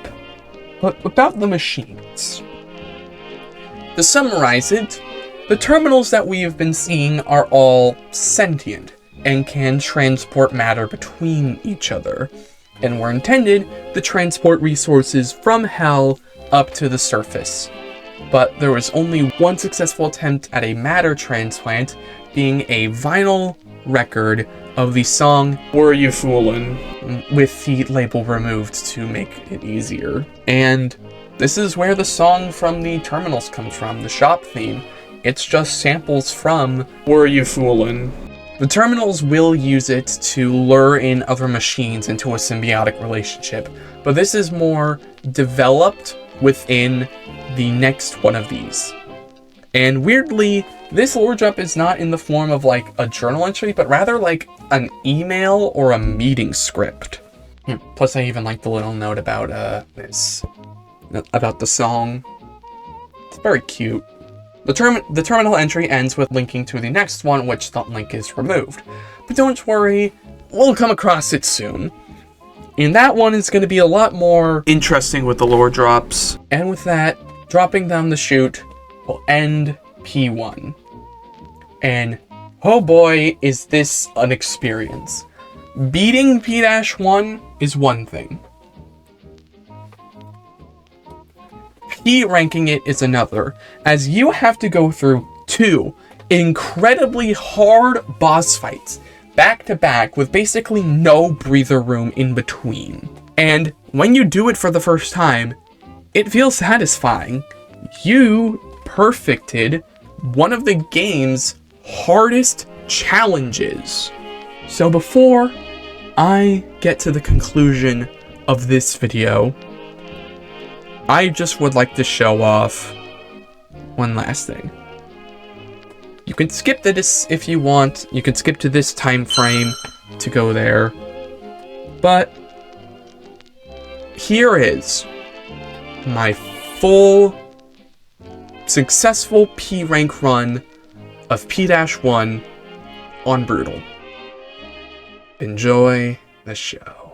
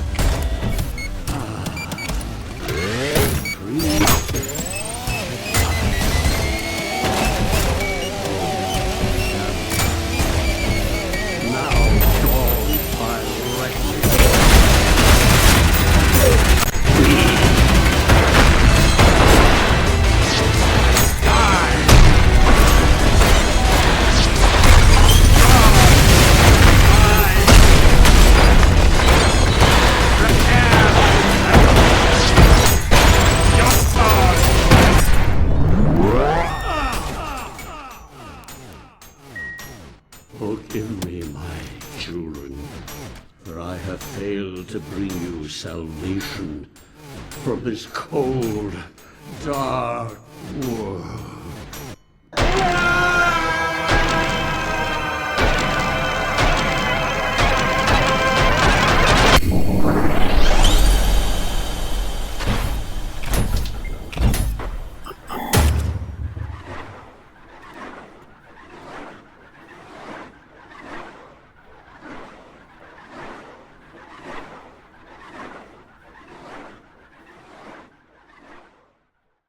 And that's it. That's the end of this video proper this time. No fake outs, no haha, I gotcha moments. That counts as a fake out. This is the end of the video. And I would just like to give some final thoughts about this video and Ultrakill before closing off.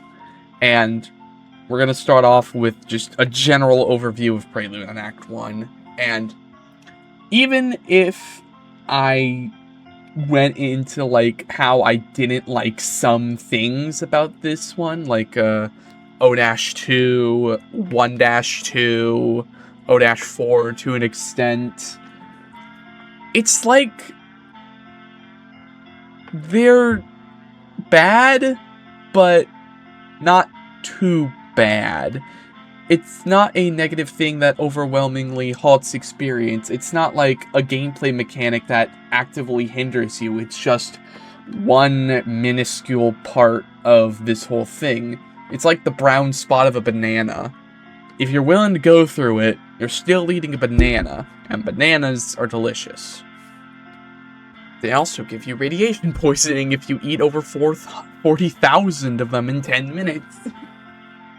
I don't exactly remember how I got into Ultrakill, but I remember having it on my wish list and having, like, vague knowledge, and then playing through this game for the first time was, like, one of the most insane things, as I was able to see every single twist and turn this game took, and how I was able to get there to the end on my journey, and now, it's one of my favorite games of all time. It is literally top 3 in my opinion. Not only is it like the best FPS shooter, it's one of the best games in my opinion. And I would not say that if I did not have put in over 300 hours in the past year of me owning it. And I have also, for this video, gotten like over 20 hours worth of footage just for this one part alone. And that's taking up a lot of space on my hard drive. So I just want to say, I would not be going this much into this video in this game if I really didn't love it to bits. And we are going to be seeing that as we go into part 2 of this video. And before then, I would just love to shout out my friend Soup for getting me this game for my birthday last year. Thank you is not enough to say how much this has impacted me. Not like a life-changing amount where it's like, I now see the world as a newer, better person, and I am ascending this moment. No, it's like, it's so good. How did I not know about this? And once again, thank you, Soup, for that. And moving on to some other things, I want to just talk about how hard it was for me to make this video. I started editing this, or let me restart that. I started collecting footage around late June. That's when I started getting footage. And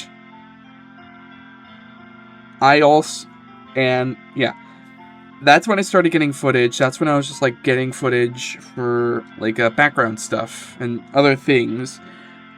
I didn't start properly editing the video up until early August to late July of 2025. As I'm recording this, it is late April 2026, which means I started working on this about a year ago now.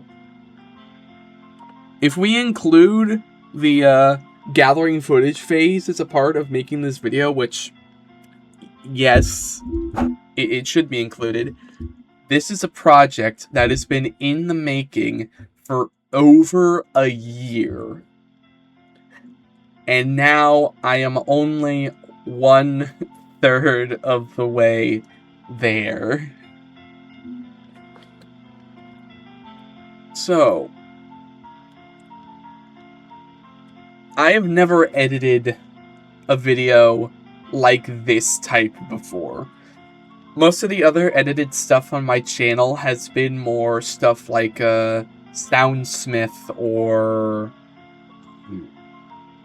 yes, like Soundsmith type videos where it's just a gameplay highlights with a little bit of funnies added in. I have not gone into a video like this. Could this be considered a video essay? Probably.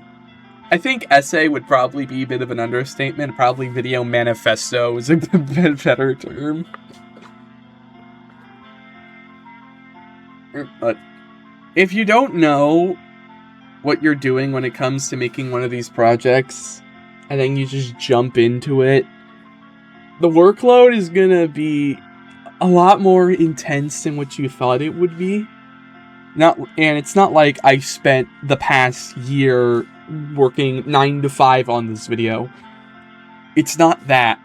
The reason why this video has been hard for me is just because I've had random bouts of wanting to work on this video and then other bouts of not working on it. I went basically the entire month of October last year not touching this video at all. And I think I did the same thing for November too.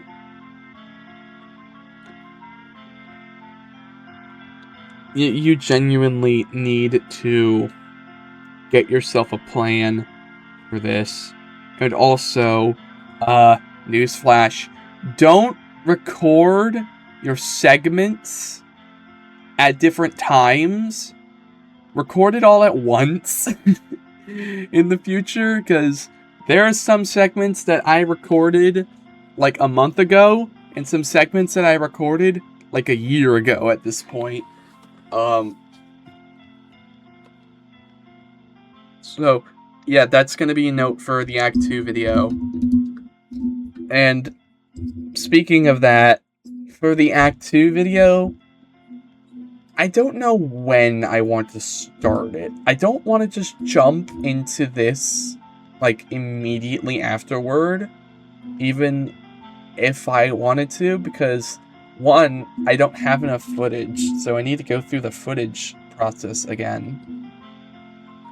But to say that, if I do this exact same process, I'm probably going to get burnt out on Ultrakill and video editing.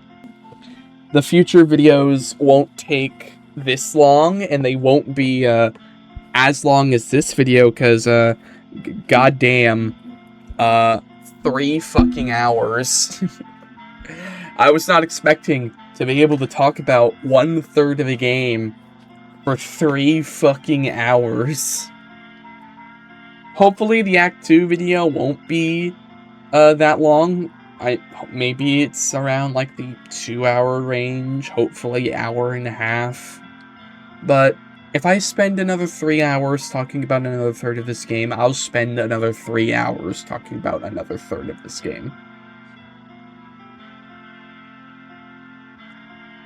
So that's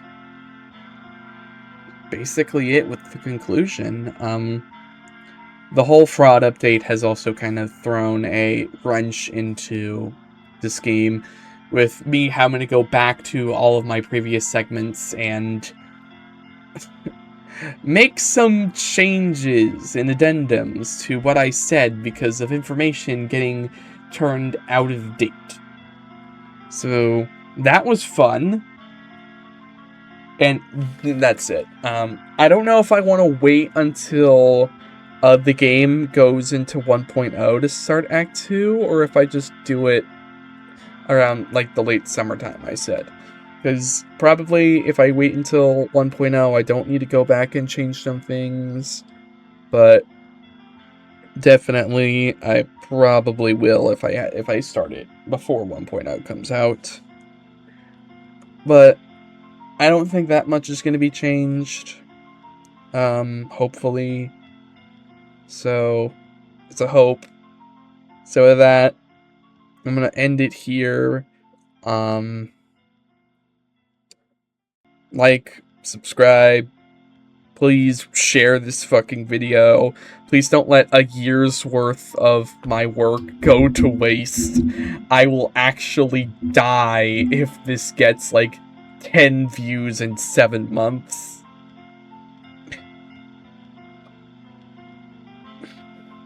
And with that,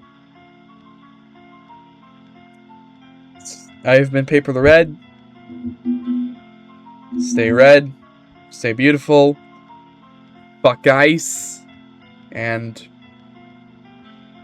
hey, there's something behind you. You should probably take a look at that. Judgment!